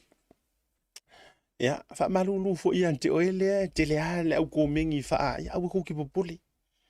Se o asia tawale o toe populi o. O lo kingo wa umonga. O le kingo fa uinga. Iyo. Lenga o fa manguyanga ia la sa urkus pa ia pela amo lo ngakari o isako. Mai ia peilo manongi o le fanua wa fa uinga Yehova. Wala ko ki popole mai o le kingo le ngei mare mongongi le ngei o le mongongi o le fa uinga Yehova. O tatu te popole. E maua le malos. E sili ako lo ufefe. E sili lo ufefe pe a o le fa soa. Ma fa soa ako. Ia. Ile fa maongi male. Ma mea e fa ilo aku wa ile fa maongi inga ia sila fia ko ke le tunu. Na ilo lo ufefe. I tala tangata e fai mai si wa masangi o ngā mea uma o kala lafo i fea. Ia ua o se askulimia. O le kele fui o ngā mea pese milkshake fwele le kia ue. O le si kaimi e sau o le orange, o le si kaimi e sau o le chocolate, o le si kaimi kwa i furi ha uko e paru mai le milkshake. Bring it on. Ia.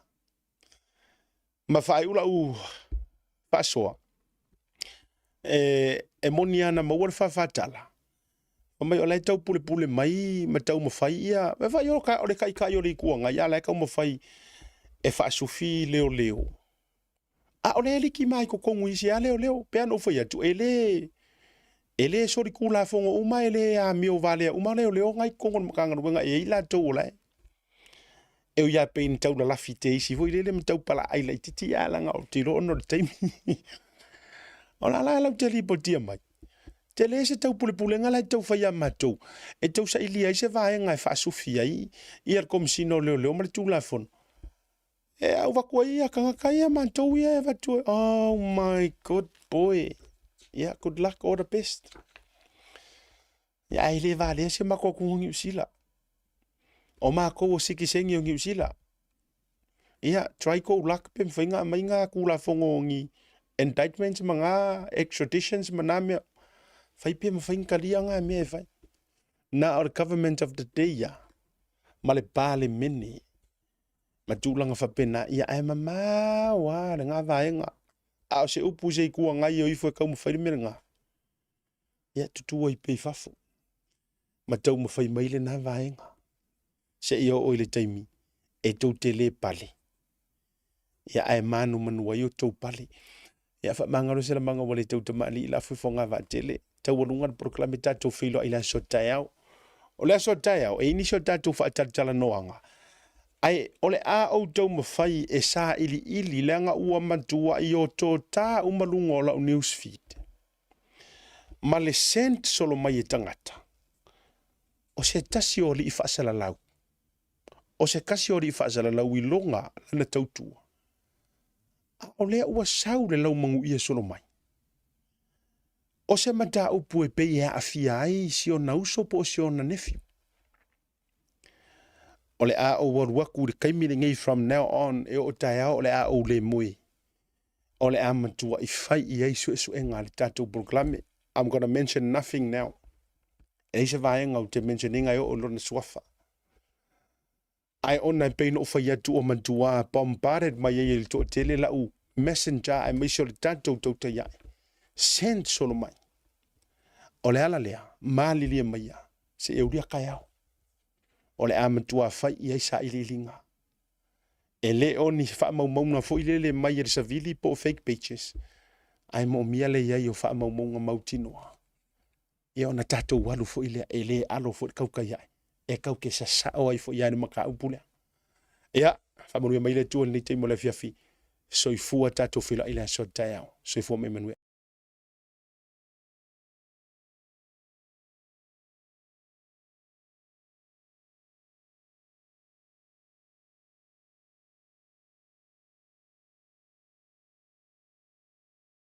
Tia anu family club sino mino fo le na o le pole lima tala. Be fa tau ina fo ina o se pepa ile na o le se fulu ma le lima tala. E fa ngata pe tapunia avanoa mo le fa tau ina o le tu silulu po pepa lulu le so lua so le lima o le masino a brila lua fe lua se fulu ma le lima.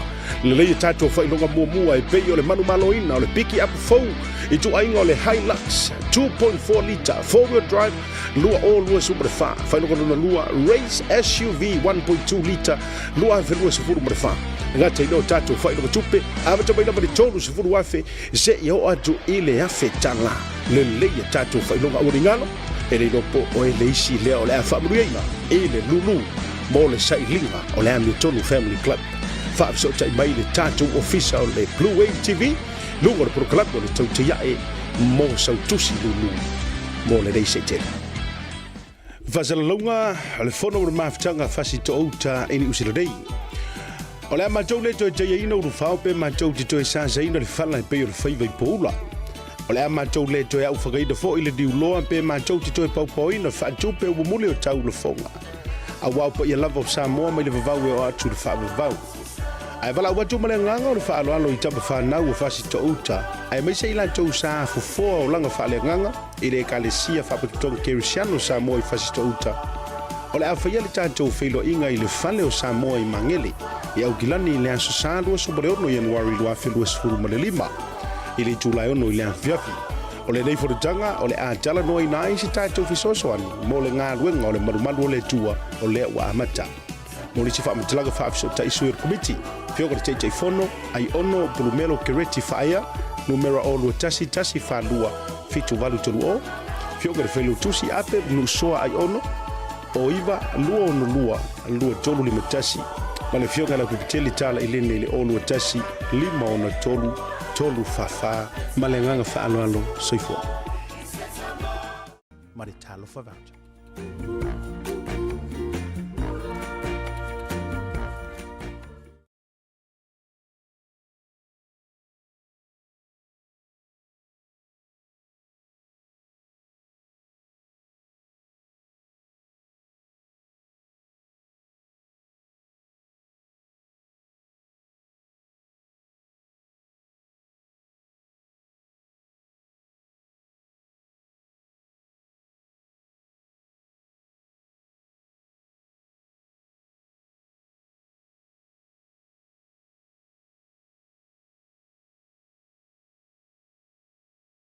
Alofa lava, Tasi Market is here at the Mangere Town Centre, the heart of